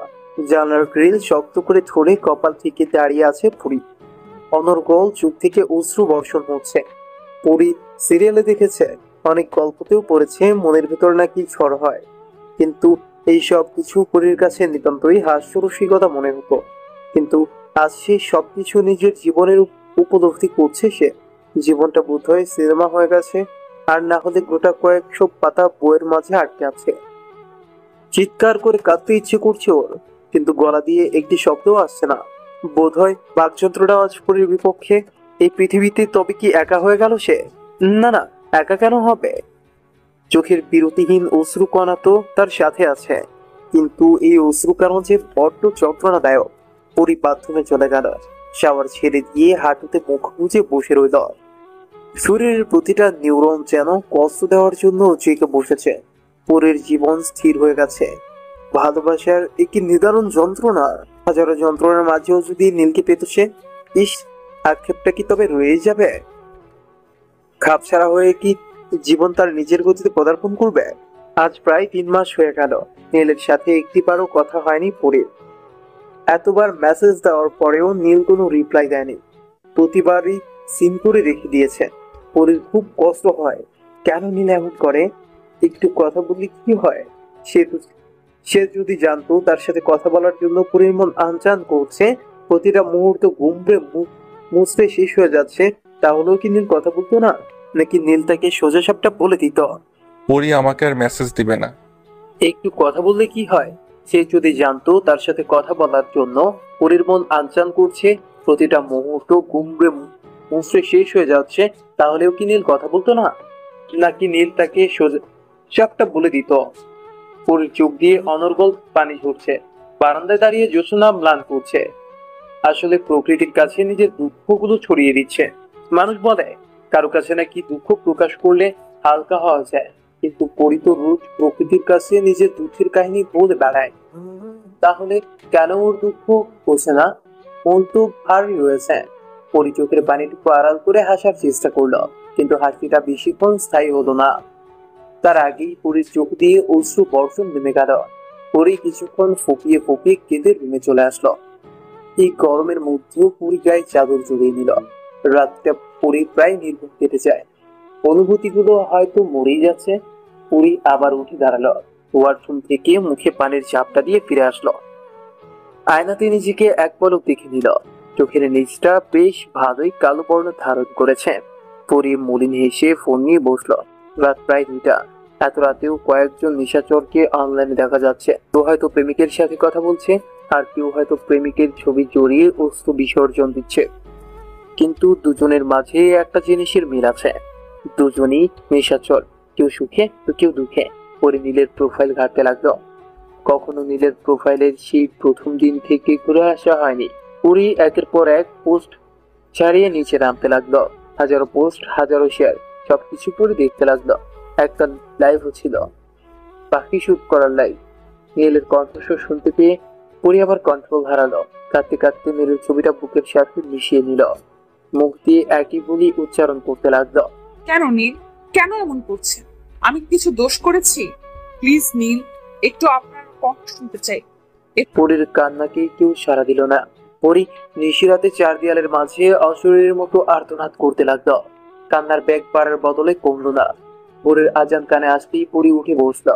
সে যা অস্তিত্ব আঠার মতো হয়ে গেছে। পরি ওড়না টেনে মাথায় ঘোমটা দিয়ে নিল। আজান শেষ হলে কিছুক্ষণ বসে থেকে বাথরুম থেকে ওযু করে এলো। নামাজ শেষ করতেই দেখলো ভোরের আলো ফুটছে। পরি ঠোঁটের কোণে মৃদু হাসি ঝুলিয়ে ব্যালকনিতে চলে গেল। সূর্যের কোমল রশ্মিটা নেহাতি মন্দ নয়। সূর্য পরিপূর্ণভাবে উঠে গেলে পরি রুমে এসে রেডি হতে লাগলো। পরির মা এসে মেয়েকে নিচে উঠতে দেখে হালকা হেসে চলে গেলেন। পরি রেডি হয়ে স্কুলের দিকে পা বাড়ালো। পরির চোখ দুটো রক্তবর্ণ ধারণ করেছে। দেখেই বোঝা যাচ্ছে পরি খুব রেগে আছে। সকালবেলা শান্ত হয়ে স্কুলে গেল, কিন্তু এখন ফেরার সময় এতটা রেগে আছে কেন? পরির মাথাটা ঝিম মেরে আছে। ইচ্ছে করছে সমস্ত কিছু ভেঙে ফেলতে। আজ সকালবেলা শান্ত মেজাজে স্কুলে গিয়েছিল পরি, কিন্তু ক্লাস শুরু হওয়ার আগে পরির ক্লাসমেট শেফা বলল। পরি মাথা ঝাঁকিয়ে সম্মতি জানালো। এই উত্তপ্ত গরমে সারাদিন ক্লাস করে ক্লান্ত পরি। ক্লান্তি ঠেলে স্কুল গ্রাউন্ডে বড় বট গাছের নিচে বসে আছে পরি। কিছুক্ষণ পরেই হন্তদন্ত হয়ে শেফা পরির পাশে বসলো। পরি ভ্রু কুঁচকে বলল, তবে হাঁফাচ্ছিস কেন? শেফা ব্যাগ থেকে ওয়াটার বোতল বের করে ঠকঠক করে 1 বোতল পানি নিমেষেই শেষ করে দিল। পরির ভ্রু যুগল আপনা আপনি কুঁচকে গেল। পরি সন্দেহান চোখে তাকিয়ে আছে। শেফা দীর্ঘ একটা শ্বাস নিয়ে বলল, বিষয়টা কনফার্ম হওয়ার জন্যই গিয়েছিলাম। পরি চোখ ছোট ছোট করে তাকিয়ে বলল, কোন বিষয়? আমাদের একবার সিনিয়র আপু আছে, নাম চিনি। পরি মাথা ঝাঁকালো। আজকে সকালে ওয়াশরুমে গিয়েছিলাম, তখন চিনি বান্ধবী অনিতা বলেছিল নীল ভাইয়ার সাথে নাকি চিনির রিলেশন ছিল। আরো অনেক কিছু। তারপরে আমি সেটা কনফার্ম হওয়ার জন্য অনিতার কাছে গিয়েছিলাম। পুরী স্থির দৃষ্টিতে যে মৃদু সুরে বলল। তারপর? শেফা দীর্ঘশ্বাস ফেলে বলল। ও যা বললো এটা শোনার মতো মন মানসিকতা আমার ছিল না। পুরী এখনো একই দৃষ্টিতে চেয়ে আছে। পুরী ছোট করে বলল। কি বলেছে? শেফা ভয়ার্ত চোখে বলল। চিনিরা নাকি সন্ধ্যার পর প্রাইভেট পড়তে চায়, কিন্তু কিছুদিন আগে নীল ভাইয়ের সাথে নাকি নীল ভাইয়ের চাচার নতুন করা খালি বাসাতে 2-3 ঘন্টা সময় কাটিয়েছে। 1 সপ্তাহ নাকি এমন করেছে। শেফা আর কিছু বলতে পারল না। শেফার গলা ধরে আসে। পুরী সরাসরি না বললেও শেফা জানে পুরী নীলের প্রতি দুর্বল। পুরী ছোট করে বলল। ও। শেফা বেশ অবাক হয়ে আছে। শেফা পুরীর এই শান্ত দৃষ্টি নিতে পারছে না। শেফার মাথাটা খোদা হয়ে যাচ্ছে। পুরীর এমন শান্ত আচরণ পুরী সম্ভব? পুরী উঠে দাঁড়িয়ে বলল। শেফা, অনেকটা দেরি হয়ে গেছে, বাসায় যা। শেফা কিছু বলতে গিয়েও বলল না। শেফা মাথা ঝাঁকিয়ে বাসার উদ্দেশ্যে রওনা হলো। পুরী ধীর পায়ে হেঁটে চলছে। আজকে আর গাড়ির জন্য অপেক্ষা করলো না পুরী। হাঁটতে হাঁটতে পুরীর চোখ দুটো জ্বলন্ত লাফার মতো অগ্নিরূপ ধারণ করলো। পাশে পৌঁছে ব্যাগটা সোফাতে রাখলো পুরী। কেস দুটো খুলে ছুঁড়ে ফেলে দিল। পরে চোখ দুটো দেখেই মিসেস রাহেলা আটকে উঠলেন। মেয়ে সচরাচর এমন অগ্নিরূপ দেখেনি উনি। মিসেস রাহেলা কিছু জিজ্ঞেস করতে গিয়েও করলেন না। অসম্ভব রেগে আছে পুরী। এই মুহূর্তে কিছু বলা মানেই পুরীর সমস্ত রাগ তার উপর উঠে যাবে। তার থেকে ভালো পুরীকে একা থাকতে দেওয়া। মিসেস রাহেলা দীর্ঘ একটা নিঃশ্বাস ফেলে রান্নাঘরে চলে গেলেন। সন্ধ্যা প্রায় ছুঁই ছুঁই, তাই কফি বানাতে ব্যস্ত হয়ে পড়লেন। কফি বানিয়ে এক মগ কফি নিয়ে পুরী রুমের দিকে হাঁটা লাগালেন। রুমে এসে দেখলেন পুরী নেই। বাথরুমের দরজাটা বন্ধ। দেখি বুঝতে পারলেন পুরী শাওয়ার নিতে গেছে। মিসেস রাহেলা টি টেবিলে কফির মগটা রেখে চলে গেলেন। প্রায় 10 মিনিট পর শাওয়ার নিয়ে বাথরুম থেকে ফিরল পুরী। মাথাটা এখন একটু হলেও ঠান্ডা হয়েছে। ওই রকম কথা শুনলে অস্বাভাবিক হয়ে পড়াটাই স্বাভাবিক ব্যাপার। কফির মগ দেখতে পেয়ে হালকা করে স্বস্তির নিঃশ্বাস ফেলল। যে পরিমাণ গরম পড়েছে, এই মুহূর্তে একটা কোল্ড কফির সত্যি প্রয়োজন ছিল। পুরী মাথায় ভালো করে টাল পেঁচিয়ে কফি হাতে নিল। বেশি অনেকক্ষণ হয়ে গেছে বিধায় বরফগুলো গলে গেছে, কিন্তু এখনো প্রচন্ড ঠান্ডা কফিটা। পুরী এক নিঃশ্বাসে কফি শেষ করে নিল। কফিটা খাওয়ার দরুন পুরোপুরি শান্ত অনুভব করছে সে, কিন্তু মাথাতে বারবার ঘুরছে শেফার বলা কথাগুলো। নীলকে বলারও উপায় নেই। নীল তো একটা মেসেজের রিপ্লাইও দিচ্ছে না। পুরী রোজকার মতো বেডে উপর হয়ে শুয়ে নীলকে মেসেজ দিল। কিছুক্ষণ যাওয়ার পরও নীলের রিপ্লাই আসলো না। পুরী কপালে হাত দিয়ে ফোনটা মাথার কাছে রেখে সরিল। প্রায় 25 মিনিট পর মেসেজের ঢোঙা আওয়াজে পুরী চমকে উঠল। তন্ত হয়ে ফোন হাতে নিল। নীলের রিপ্লাই দেখে পুরীর চোখের কোণে পানি চিকচিক করতে লাগলো। কতদিন পর নীল রিপ্লাই দিল। পুরীর চোখ দুটো খোলা হয়ে যাচ্ছে, কিন্তু খানিক পরেই সমস্ত অভিমান আর রাগ চড়াও করে উঠল। পুরী নিজেকে শক্ত করে মেসেজ দিল। কাল রাতে তুমুল বর্ষণে ভেজার কারণে শরীরে জ্বর এসে পড়েছে পুরীর। অনেক গুরুতর না হলেও মোটামুটি পরিমাণে শরীরটা অসুস্থ তার। গায়ে চাদর জড়িয়ে বেঁধে শুয়ে আছে পুরী। সকালে তো ঘুম থেকে উঠেছে 11টা বাজে। ভাগ্যিস আজ শুক্রবার ছিল, না হলে আজ স্কুলটা মিস হয়ে যেত। ঘড়ির কাঁটা 12:30 নাগাদ হতেই মসজিদ থেকে আজানের সুমধুর কণ্ঠ ভেসে আসলো। পুরী আজানের শব্দ পেয়ে শোয়া থেকে উঠে বসল। মাথায় ঘোমটা টেনে স্থির দৃষ্টিতে আজান শুনতে লাগলো। আজান শেষ হতেই পুরী শাওয়ার নিতে গেল। হালকা ঠান্ডা পানি শরীরে পড়তেই শরীর যেন কেঁপে উঠল। শরীরের বিভিন্ন স্থানে খানিকটা ব্যথাও করছে ওর। বেশ কষ্ট করে শাওয়ার শেষ করে নিল। গোসল শেষে বারান্দায় দাঁড়িয়ে রোদের কোমল স্পর্শে নিজেকে স্নিগ্ধ করতে লাগলো। খানিকটা ভালো লাগছে এখন। পুরী রুমে ঢুকে বেডে কিছুক্ষণ বসে থেকে করে নামাজ পড়ে নিল। নামাজ কতটা প্রশান্তিদায়ক তা শুধুমাত্র নামাজ পড়লেই বোঝা যায়। শরীরটা বেশ চাঙ্গা লাগছে এখন।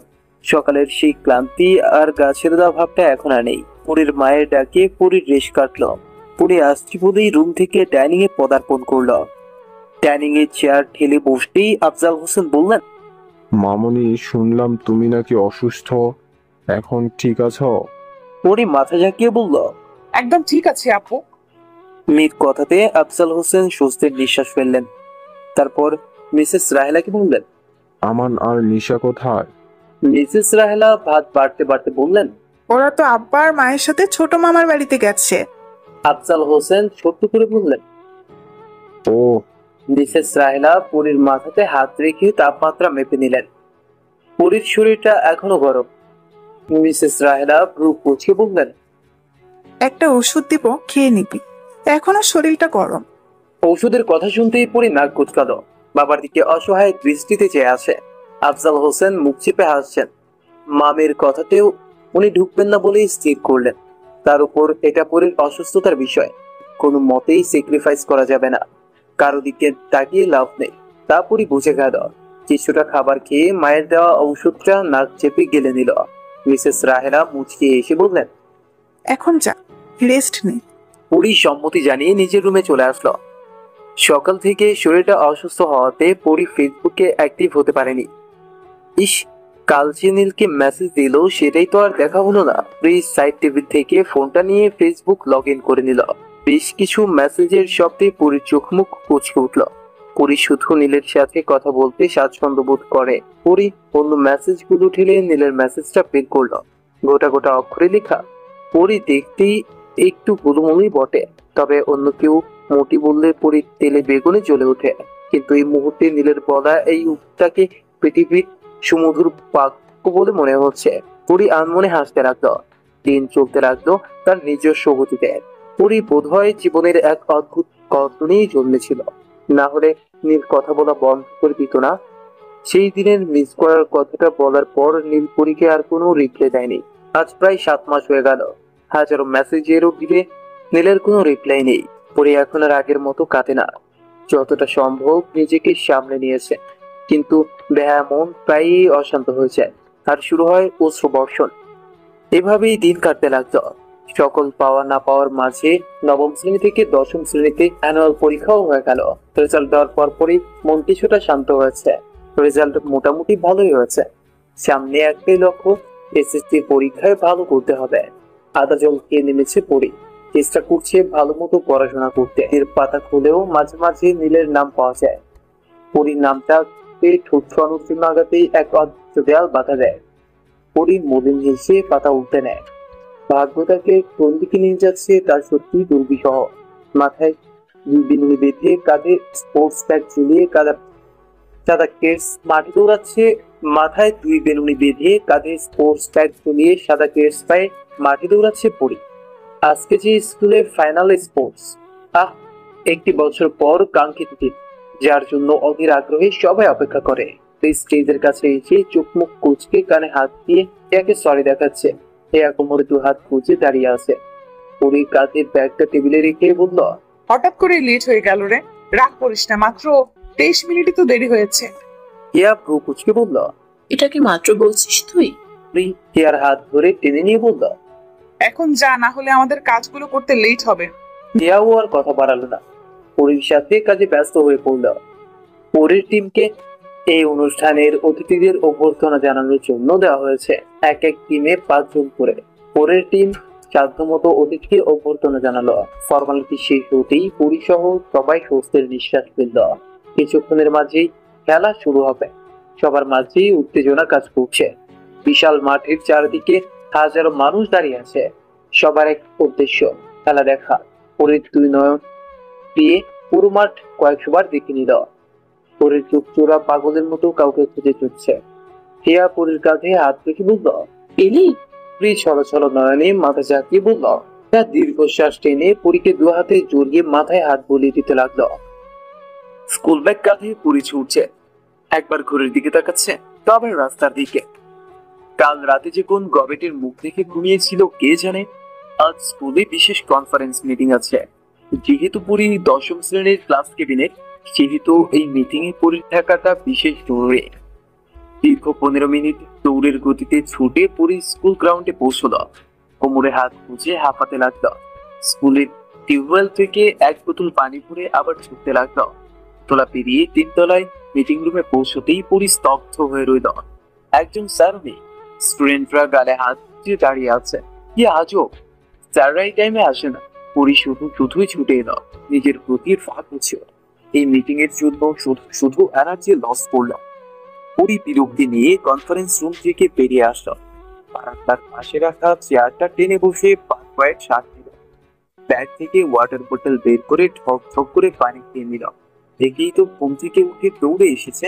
তার উপর স্যাররাও আসেনি। পরীর খুবই বিরক্ত লাগছে। স্যারদের মাঝে যদি সময়ের কোনো খেয়াল থাকে তাহলে কি করে চলে? পরী গালে হাত দিয়ে বসে রইল। কিছুক্ষণ পর স্যারদের আসতে দেখে পরী চেয়ার থেকে উঠে দাঁড়ালো। স্যারদের সালাম জানাতেই হেড স্যার বললেন।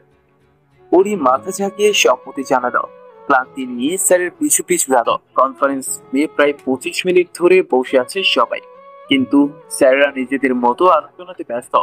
স্টুডেন্টরা তো কথাও বলতে পারছে না, তাই সবাই ইনোসেন্ট ফেস নিয়ে স্যারদের দিকে তাকিয়ে আছে। 40 মিনিটের মাথায় স্যারদের আলোচনা শেষ হলো। হেড স্যার গলা পরিষ্কার করে বললেন, ডিয়ার স্টুডেন্ট, প্রতি বছরই আমরা স্টাডি ট্যুরে যাই, কিন্তু শুধুমাত্র নবম আর দশম শ্রেণীর স্টুডেন্টদের নিয়ে। কিন্তু এবার অষ্টম শ্রেণীর স্টুডেন্টদের নিয়েও যাব।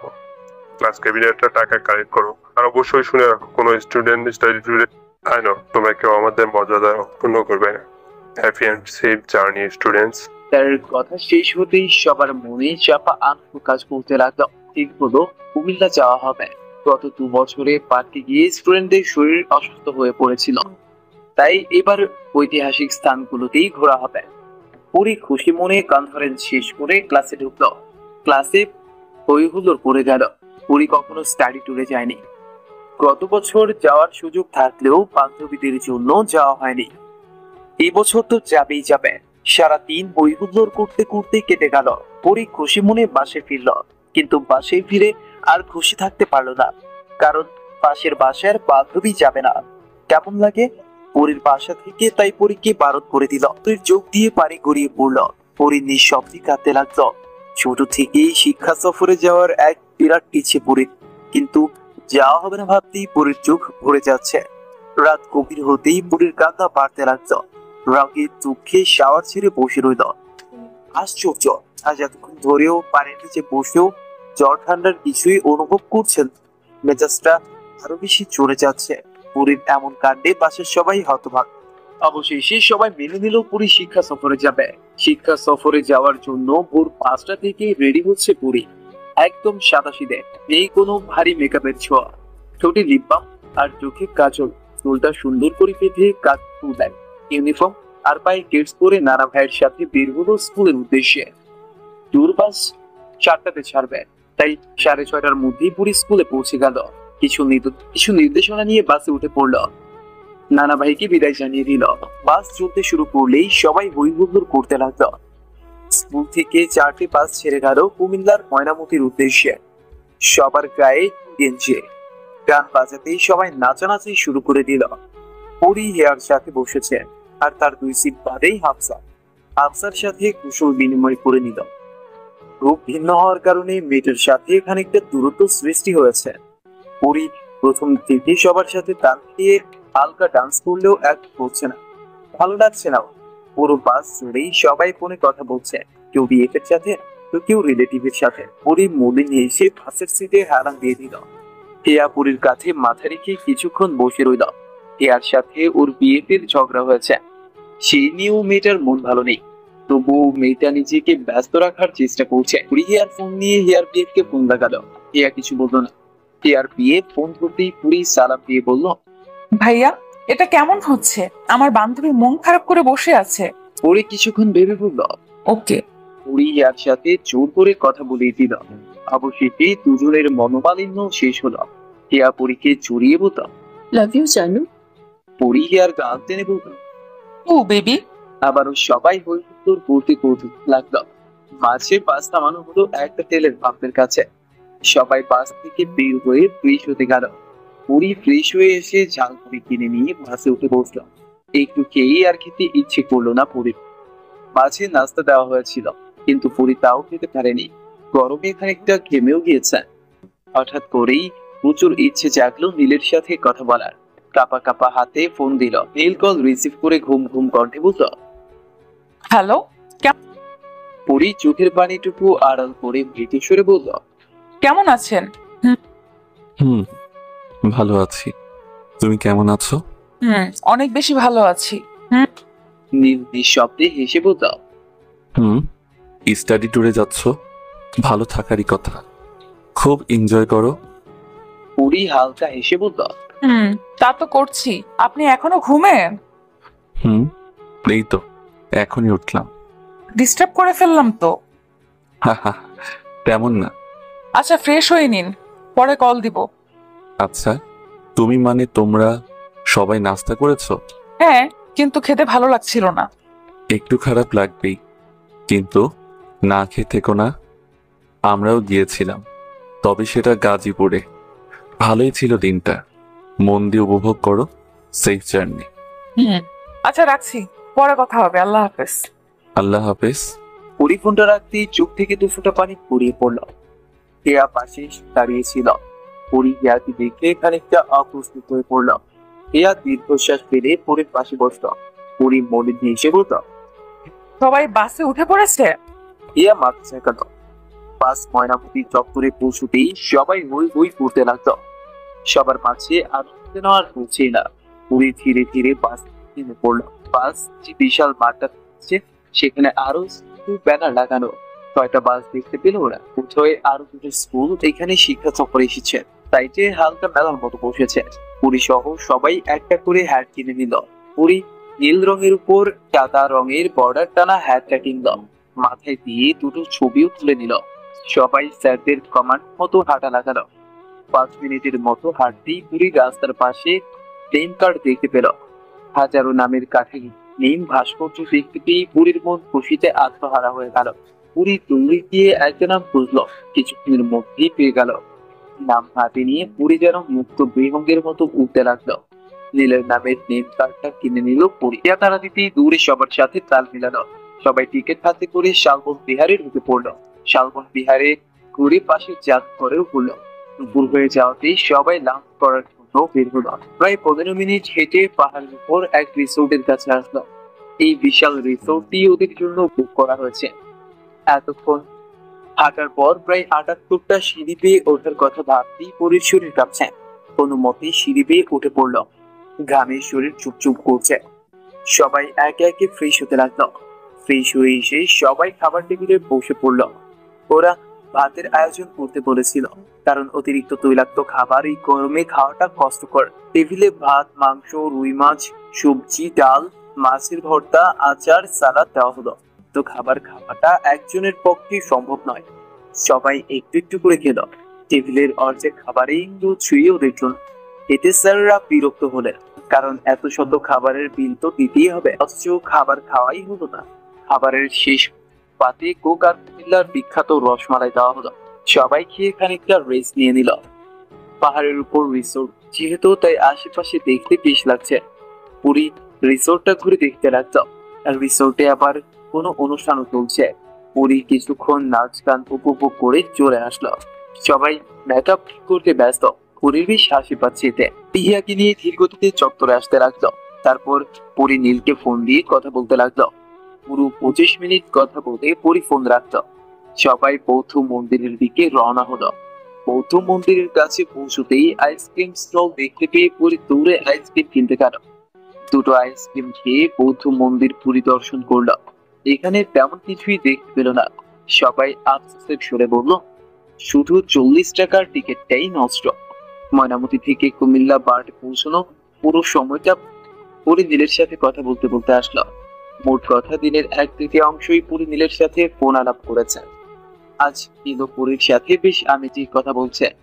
এতে পুরীর খুব ভালো লাগছে। হাজারো চাপা অভিমানটা যেন এক নিমিষেই সাদা ছোঁয়া হয়ে আকাশে উড়ে গেল। বাড়ি পুরি নীলের সাথে কথা বলতে ব্যস্ত। ক্লাসের ছেলেগুলো থেকেই বলছে, কিরে বিএফ এর সাথে কথা বলছি বুঝি? প্রতি উত্তরে পুরি ভিমকি কেটে যাচ্ছে। পাহাড়ে ওঠার আগে পুরি ফোন রেখে দিল। পাহাড়টা বেশি উঁচু নয়। কিছুক্ষণের মধ্যেই পাহাড়ের উপর উঠে গেল। সবাই উপরে উঠে হই হুল্লোড় করতে লাগলো। কিন্তু পুরীর মনে কাউকে দেখার জন্য তীব্র বাসনা জাগলো। ইস, আজ যদি নীল এখানে থাকতো।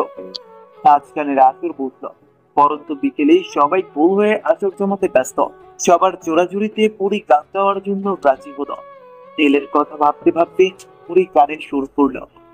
কোন গোপনে মন পড়েছে বৃষ্টি থামার পরে, আমার ভেতর ঘরে নয়ন কালো মেঘ জমলো ঝিনুকের অন্তরে। আমার ভেতর ঘরে নয়ন কালো মেঘ জমলো ঝিনুকের অন্তরে। আমার ভেতর ঘরে কোমল ধানের শীষে দুঃখরা যায় মিশে। কোমল ধানের শীষে দুঃখরা যায় মিশে। সুখ পাখিটা নিশে হারায় অবচরে, দিন খুঁজে যায় দিন আসে না, রাত আসে রাত করে আমার ভেতর ঘরে। নীল নীল নীল করতে করতে পাগল হয়ে যাচ্ছে পুরী। আজ 2 বছর পার হয়ে গেছে, একটা কথাও হয়নি ওর সাথে। প্রতি রাতে চোখের পানি বিসর্জন দেয় পুরী, কিন্তু নীল রিপ্লাই দেয় না। নীলের জবাব পেয়েছে, কিন্তু নীলকে উইশ করতে পারছে না। আমরা পুরী উইশ করেছে, কিন্তু নীল রিপ্লাই দিচ্ছে না। পুরীর কষ্টে বুকটা ফেটে যাচ্ছে। নীল পুরীর উইশটা সিন করেও রিপ্লাই দিল না। মধ্যরাতে পুরী ব্যস্ত লোকালয়ের দিকে তাকিয়ে কাঁদতে লাগলো। রোজই কাঁদে, আর ওর সঙ্গদের চাপড়ারা এসএসসি পরীক্ষার সময় চোখের দেখা দেখেছিল, সেটাও যে 1 বছর হয়ে গেল। পুরী অঝরে কাঁদতে লাগলো। হঠাৎই তুমুল বর্ষণে পুরী চমকে উঠল। পুরী চমকে আশেপাশে তাকালো। নীলকে পাশে বসে থাকতে দেখে খানিকটা ঘাবড়ে গেল। হঠাৎই সমস্ত ঘটনা মনে পড়তেই পুরী নিঃশব্দে হাসলো। নীলের পাশে বসেই ঘুমিয়ে পড়েছিল পুরী, আর স্বপ্নে ভেসে উঠেছিল তার লাল দিক, আর স্বপ্নে ভেসে উঠেছিল তার লাল নীল রঙা অতীত। এখনো ভাবতে পারছে না নীল তার পাশে বসে আছে, তাও তার সাথ হিসেবে। নীল চোখ পিট পিট করে তাকাতেই দেখতো তুমুল বৃষ্টিতে পুরী আর নীল বেঁচে যাচ্ছে। আজ পুরীর কাছে মাথা রেখে এতটাই শান্তির ঘুম দিয়েছে যে 2 মিনিট ধরে যে বৃষ্টি তাকে ভিজিয়ে যাচ্ছে তাতে ওর ঘুম ভাঙেনি। নীলপুরীর দিকে তাকাতেই পুরী চোখ সরিয়ে নিল। নীলপুরীর হাত ধরে ছাদের শেষ প্রান্তে নিয়ে গেল। এখনো আকাশে আধো আধো আধার বিরাজ করছে। রক্তিম আকাশে সূর্য এখনো পরিপূর্ণভাবে উঠতে পারেনি। বৃষ্টিতে ভিজে পুরীকে নীল চৌকে ওঠার দৃশ্য দেখতে লাগলো। পুরীকে পেছন থেকে ধরে রাখায় নীলের মুখ থেকে পানি গড়িয়ে পুরীর মুখে পড়ছে। পুরী তার সাদরে করছে। কি শান্তির দৃশ্যে! সূর্য পরিপূর্ণভাবে উঠে গেলেই পুরীকে নিয়ে নীল রুমে চলে আসে। দুজনেই ভিজে কুটকুট হয়ে আছে। পুরীকে বলল, তুমি চেঞ্জ করে নাও, আমি অন্য ওয়াশরুমে চেঞ্জ করতে যাচ্ছি। পুরী মাথা ঝাঁকিয়ে সম্মতি জানালো। তারপর থেকে জামা নিয়ে বাথরুমে চলে গেল।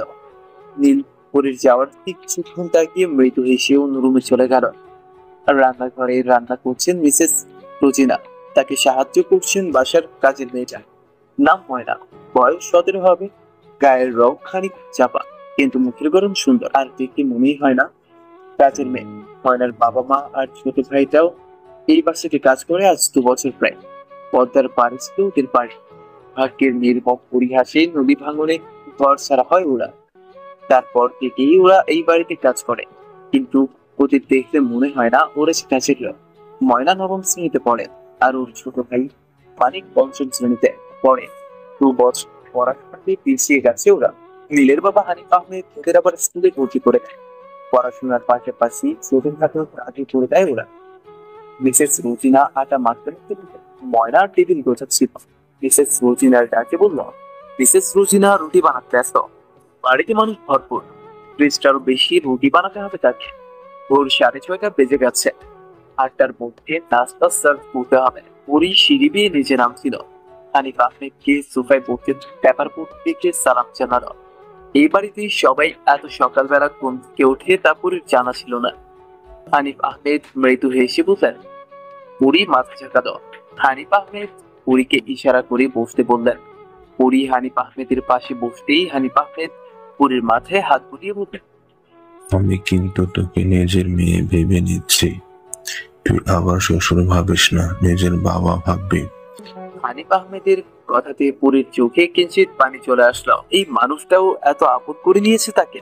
পুরীর চোখের কোণে পানি দেখে হানিফ আহমেদ খানিকটা কঠোর করাতে বললেন, আমি আমার মেয়ের চোখে পানি দেখতে চাই না, এক ফোঁটাও পানি যেন না পড়ে, তাহলে খুব বকা দেব। হানিফ আহমেদের কথাতে পুরী ফিক করে হেসে দিল। হানিফ আহমেদ হাসলেন।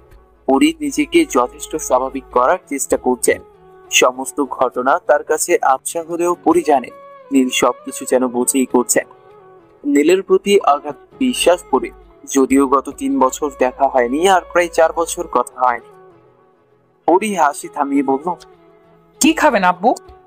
হানিফ আহমেদ রুকুজকে বললেন, তুমি করে বলবি, তোর আব্বুকে কি তুই আপনি করে বলিস? পুরী মাথা ঝাঁকিয়ে বলল, বলে আমাকে আপনি করে বলিস কেন? আর ভুল হবে না আব্বু, এখন বলো নাস্তাতে কি বানাবো? মা তুই অসুস্থ, এখন তোকে কিছু বানাতে হবে না, আর তোর আম্মু তো নাস্তা বানাচ্ছেই। তাহলে আম্মুকে সাহায্য করি। পুরীর কথাতে হানিফ আহমেদ মৃদু হেসে বললেন। আচ্ছা যা, দেখ কাজ করতে দেয় কিনা। পুরী উঠে দাঁড়িয়ে বলল। জোর করে করব। হানিফ আহমেদ হালকা হাসলেন। পুরীকে অনেক আগে থেকেই চেনেন উনি। মেয়েটার সাথে কখনো কথা না হলেও মেয়েটা কতটা নম্র, ভদ্র আর মিশুক তা উনি জানেন। আর সম্পূর্ণ ভালোবাসার কাঙাল, একটু ভালোবাসা পেলেই আঁকড়ে ধরে। পুরীকে তো প্রথম দিন থেকেই ওনার পছন্দ, তাই তো চেয়েছিলেন পুরীর সাথে নীলের সম্বন্ধ পাকা করে রাখতে, কিন্তু ছেলের জন্য পারেননি। নীল সেদিন বাতনা সাজলে হয়তো আজ এইভাবে ওদের বিয়েটা হতো না। হানিফ আহমেদ দীর্ঘশ্বাস ছেড়ে পেপার পড়তে লাগলেন। মিসেস রাহেলা আর আফজাল হোসেন সোফায় হারা দিয়ে বসে আছে। কালকের ঘটনাটা তাদের মাথায় ঢুকছে না। থেকে ওই ছেলেটা এসে পড়লো, আর কি বাই ছেলে। মাথাটা ফাঁকা হয়ে যাচ্ছে। মেয়েটার যে কোনো ক্ষতি হবে না এই বিষয়ে ওনারা নিশ্চিত, কারণ নীল পরীকে বিয়ে করে নিয়েছে। তাছাড়া পরী কোনো বাধাও দেয়নি, তার মানে নীলকে পরী আগে থেকেই চেনে। নীলের সাথে যদি পরীর সম্পর্ক থেকেই থাকে, তাহলে মিসেস রাহেলা যখন পরীকে জিজ্ঞেস করছিল তখন পরী বলেনি কেন? যদিও বললেও প্রান্তের সাথেই ওনারা বিয়ে দিতে চাইতেন। ওনার মায়ের ইচ্ছে ছিল যে ওনারাই বা কি করতে পারতেন। কেউ কি চায় সংসারে অভিশাপ লেগে যাক? আফজাল হোসেন দীর্ঘশ্বাস ফেলে বললেন। রাহেলা, আমি কমিশনার সাহেবের নীলটিকাকে আর আমার মেয়েকে আমি ফেরত চাই। কি পেয়েছে কি? আমি বিয়েটা কি কোনো ছেলে খেলা? আমি যতদূর যাওয়া দরকার যাব। মিসেস রাহেলা তেমন কিছু বললেন না। তিনি ভাবছেন, ছোট থেকেই তো মেয়েকে বলেছি কখনো জোর করে বিয়ে দিব না। মেয়েকে সব সময় আশ্বাস দিয়েছি। নিজের সংসার ধ্বংস হওয়ার ভয়ে মেয়েটার সাথে অন্যায় করছিলাম না তো। তার মাথাটা ফাঁকা ফাঁকা লাগছে। সবকিছু কেমন বুঝিয়ে যাচ্ছে। সুলতানা বেগম রাগে কচকচ করছে। এই এতদিনের সাজানো প্ল্যান ওই নীল বলে ছেলেটা ছেড়ে দিল। সবকিছু শেষ মুহূর্তে এসে শেষ হয়ে গেল। ছেলেটা বিয়ের খরচ বাবদ 15 লাখ টাকা চেক করিয়ে দিয়ে পুরীকে বিয়ে করে দিল, আর উনি সেটা চুপচাপ দেখে নিলেন। সুলতানা বেগমের ইচ্ছে করছে সমস্ত কিছু ছুঁড়ে ফেলে দিতে। ওপর থেকে নেমে ভাইয়ের পাশে বসলেন। আফজাল হোসেন এক পলকে আবার ভাবনাতে বিভোর হলেন। সুলতানা বেগম রাজমিস্ত্র কণ্ঠে বলছেন। দেখ আফসান, তোর মেয়েটা সবার সামনে আমাদের নাক কেটে দিল। আমার প্রান্তের কোনো দোষ আছে বল? আমার বাড়িতে কি ভালো থাকতো না? আমার 3 ছেলে মেয়ের পর প্রান্ত সবার আদরেরও। পরি কি আমার বাসাতে আদর পেত না? কিন্তু তা না করে ওই ছেলেটার সাথে পালিয়ে গেল। আফজাল হোসেন বোনের কথাতে খানিকটা বিরক্ত হলেন। আর যাই হোক না কেন, তার মেয়ে পালিয়ে যায়নি। যদিও পুরী বিয়েতে বাধা দেয়নি, কিন্তু এতে বলা যায় না পুরী পালিয়ে গেছে। এটা তো সবার মাথায় বন্দুক ঠেকিয়ে তারপর বিয়ে করেছে। আফজাল হোসেন কণ্ঠে বললেন। দেখ আপা, পরি পালিয়ে যায়নি। তানা বেগম কথাটা শুনে খুব বেশি খুশি হতে পারলেন না। তিনি বললেন, তা পরীকে কবে ফিরিয়ে আনবি? বিয়েটা তো দিতেই হবে, তাই না? তানা বেগমের কথায় মিসেস রাহেলা রেগে গেলেন। নিজের রাগকে যথাসম্ভব নিয়ন্ত্রিত করে বললেন, আপা, এটা কি ধরনের কথা?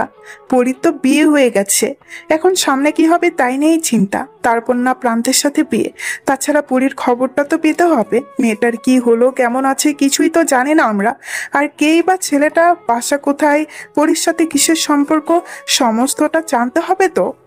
মিসেস রাহেলার কথাতে সুলতানা বেগম ভরকে গেলেন। তিনি হালকা রাগী কণ্ঠে বললেন, দেখো, তোর সাথে বুঝি না।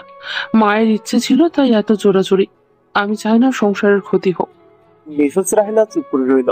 এই মুহূর্তে মেয়েটাকে খুঁজে পাওয়া জরুরি। সংসার নিয়ে মাথা ব্যথা করতে চাচ্ছেন না উনি। ওনার তো মনে হচ্ছে মেয়ের মতামতের বিরুদ্ধে গিয়ে বিয়ে দিতে চাওয়াটাই ঠিক হয়। আফজাল হোসেন নিজের ভাবনাতে মশগুল। এই সমস্ত কিছু মেলাতে লাগলেন। সুলতানা বেগম আর কিছু বললেন না। তিনি নিজের বাড়ির দিকে পা বাড়াবেন। কমিশনারকে বার কয়েক ফোন করেছেন আফজাল হোসেন, কিন্তু কমিশনারের ফোন বন্ধ বলছেন। উপায় না পেয়ে কমিশনারের অফিসে ফোন করেন। একজন কর্মকর্তা জানান কমিশনার জরুরি মিটিং এ ব্যস্ত। আফজাল হোসেন পরিবার নিয়ে পরীর নানু বাসাতে চলে আসে। এখানে থাকলে কিছুক্ষণ পর পর লোকজন এসে জিজ্ঞেস করছে নানুর কথা। এই পরিস্থিতিতে উনি উত্তর দিতে দিতে ক্লান্ত, তাই বাধ্য হয়ে পরীর নানুর বাসাতে চলে আসে। সকাল গড়িয়ে দুপুর হয়ে যাচ্ছে। পরী রান্নাঘরের আশেপাশে ঘুরঘুর করছে। মিসেস রোজিনা কিছুতেই কাজ করতে দিচ্ছেন না। এই মানুষগুলোকে ঘিরে পরীর অনেক স্বপ্ন ছিল। একটা সময় তো ভেবেই নিয়েছিল নীল তার হবে না, কিন্তু কি হয়ে গেল? বারবার সমস্তটা ঘুরিয়ে যাচ্ছে। সবার সাথে খানিকটা স্বাভাবিক হলেও নীলের সাথে হয়ে ওঠেনি।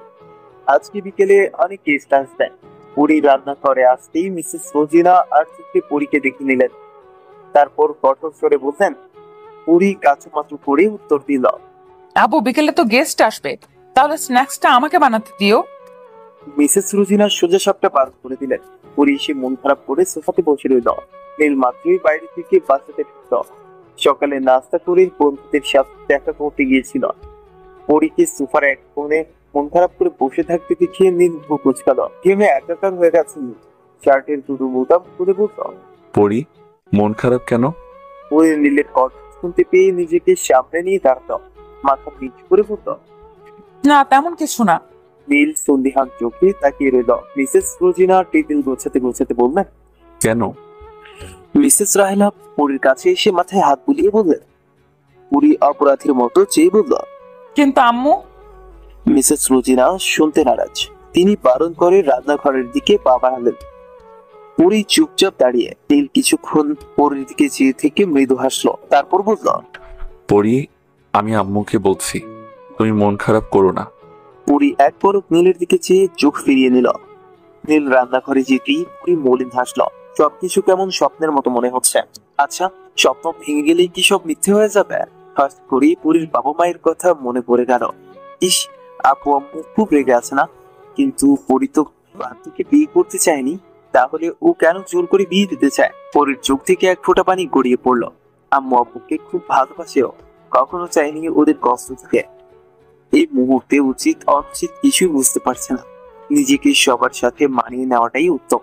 নীলকে কিচেন থেকে ফিরতে দেখেই পরি চোখে পানি আরাম করে দিল। নীল এক পলক পরির দিকে চেয়ে থেকে বলল। পড়ি, হাফসার রুমের পাশের রুমটা তোমার, তুমি রুমে গিয়ে গোসল করে নাও। আর আম্মু রাজি হয়েছে? পরি নীরবে কৃতজ্ঞ জানিয়ে মাথা ঝাঁকিয়ে সম্মতি জানালো। তারপর উপরে উঠে গেল। নীলপুরের যাওয়ার দিকে তাকিয়ে থেকে মলিন হাসলো। নীল জানে পরি ওকে ভালোবাসে, বহু সময়ের প্রয়োজন। একই ঘরে থাকাটা পরির কাছে অস্বস্তিকর হবে। নীল নিজের মনে বলতে লাগলো। আহ, নিজের বিয়ে করা বউকে নিজের থেকে আলাদা রাখতে হচ্ছে। উফ, শ্বশুর মশাই, খুব তাড়াতাড়ি আপনাদের বোঝাতে হবে দেখছি। আর ফুপি শাশুড়ি, আপনি তৈরি থাকুন, জামাই রাজা আসছে খুব তাড়াতাড়ি। এইটুকু বলেই নীল পাকা হাসলো, যার অর্থ কেউ জানে না। দুপুরে শেষ সময় অনেক ছাত্র দাঁড়িয়ে আছে। এই গ্রামীণ পরিবেশটা তার বেশ মনে ধরেছে। যদিও এই পুরো বাড়িটাই আধুনিকতায় ভরপুর, আশেপাশেও বেশ আধুনিকতা রয়েছে। দীর্ঘ 17 বছর লন্ডনে ছিল কিনা, যে 8 বছর বয়সে বাবা মায়ের হাত ধরে নিজের দেশ ছেড়ে লন্ডনে পাড়ি দিয়েছে। গত 17 বছরে পৃথিবীর বহু দেশে ঘুরলেও নিজের জন্মভূমিতে আসা হয়নি।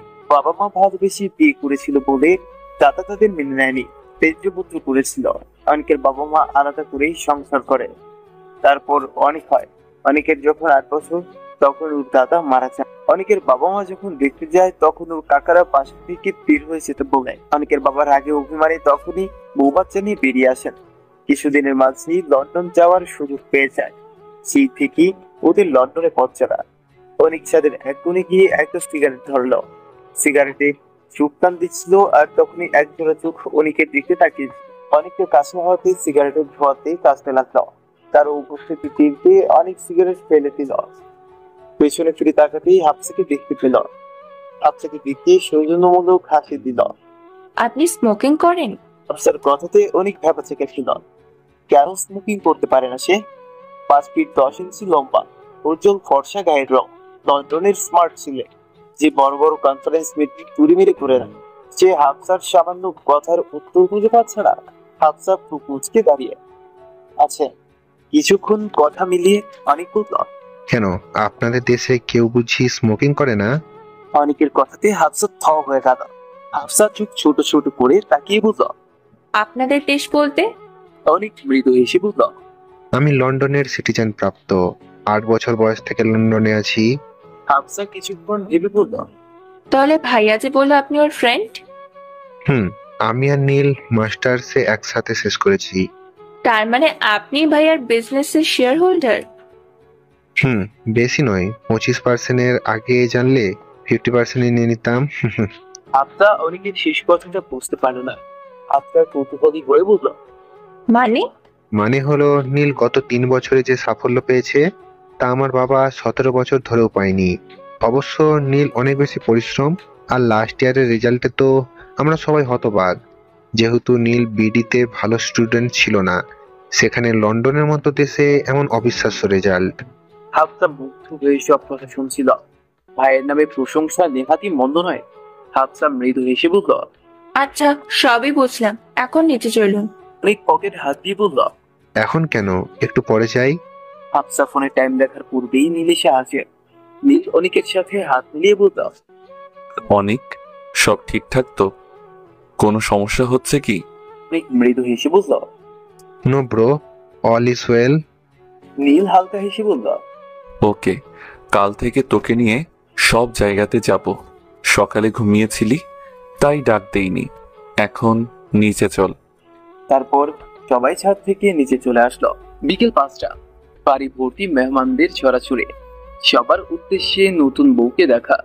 পুরি হালকা গোলাপি রঙের কটন কাপড়ের 3 পিস পরে আছে, মুখে নেই কোনো আভিজাত্যের ছোঁয়া। আশেপাশের মানুষেরা খানিকটা অবাকি হয়েছে। নতুন বউ তো ভারী জামা কাপড়, ব্রাইডাল মেকআপ করে থাকবে, কিন্তু না, পুরি তো একদম সাদা সেজে আছে। পুরীর সৌন্দর্য বলতে হলুদ ফর্সা গায়ের রং, লম্বা 5'3", চোখ দুটো মাঝারি সাইজ, যুগল ব্রো, নাকটা মোটাও না সরুও না, ঠোঁট হালকা গোলাপি, তোমার উপর উঠিয়ে সিল্কি ভাঙা গোলাপি রঙের চিপিচে পুরীর সৌন্দর্য দর্পে জানাচ্ছে। একদম স্বচ্ছ সতেজ ফুটন্ত ফুলের মতো। খানিকটা যে অসুস্থতা বোঝা যায়। কি বলবে, মেয়েটার উপর গতকাল কত বয়ে গেছে। মেহমানরা খুঁটিয়ে খুঁটিয়ে পুরীকে দেখছেন। আহামরি সৌন্দর্য খুঁজে না পেলেও কোনো ত্রুটি খুঁজে পাচ্ছে না তারা। অতএব প্রশংসা করতেই হয়। পুরী সবার সাথে কুশল বিনিময় করে কিচেনে গেল।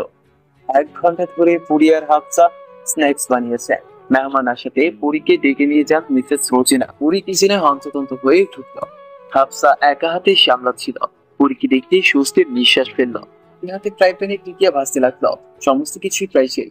পুরী শেষটুকু ভাজতে ভাজতে হাফসাকে বলল, হাফসা, প্লেটগুলো ক্লিন করে ফেলো, আমার প্রায় শেষ হয়ে গেছে। হাফসা সম্মতি জানিয়ে কাজ করতে লাগলো। পুরী রান্না বান্না তেমন পারে না, কিন্তু শৌখিন রান্না করতে বেশি এক্সপার্ট। ভাজা কমপ্লিট করে হাফসার পুরি মিলে পরপর নাগাস, টিকিয়া, কাঁকড়া আর মোমো চিকেন ললিপপ সাজিয়ে নিল। সফট ড্রিঙ্ক হিসেবে করে রেখেছিল বাদামের শরবত। খাবার রেডি হয়ে গেল। কিছুক্ষণ পর সার্ভেন্ট এসে খাবার নিয়ে গেল। সার্ভেন্ট চলে যেতে দেরি, কিন্তু হাফসার নাগাসে কামড় দিতে দেরি হয়নি। পুরি ভ্যাবলার মতো চেয়ে আছে দেখে হাফসা খাবার চিবুতে চিবুতে বলল, দেখ, এতক্ষণ একটাও মুখে দেইনি, এখন আমি না খেয়ে পারবো না। হাফসার কথাতে পুরি হাসতে লাগলো। পরক্ষণেই নিজেও দুটো নাগাস নিয়ে খেতে লাগলো। অনেকে নিয়ে বিকেল বেড়াতে বেরিয়েছে, উদ্দেশ্য বন্ধুদের সাথে আড্ডা। 3 বছর পর দেশে ফিরেছে নীল। তার উপর দেশে ফিরেই প্রেমের মতো করে বিয়ে করেছেন। একটা ট্রিট কেন, 10টা ট্রিট দিলেও কম হয়ে যাবে। বন্ধুদের দাবি এক ছোটখাটো ট্রিট দিয়ে পরে যেন বড় পার্টি দেওয়া হয়। নীল আর অনেক পৌঁছতেই সবাই হই হুল্লোড় করা শুরু করে দিয়েছে। সবাই ভালো থাকুন,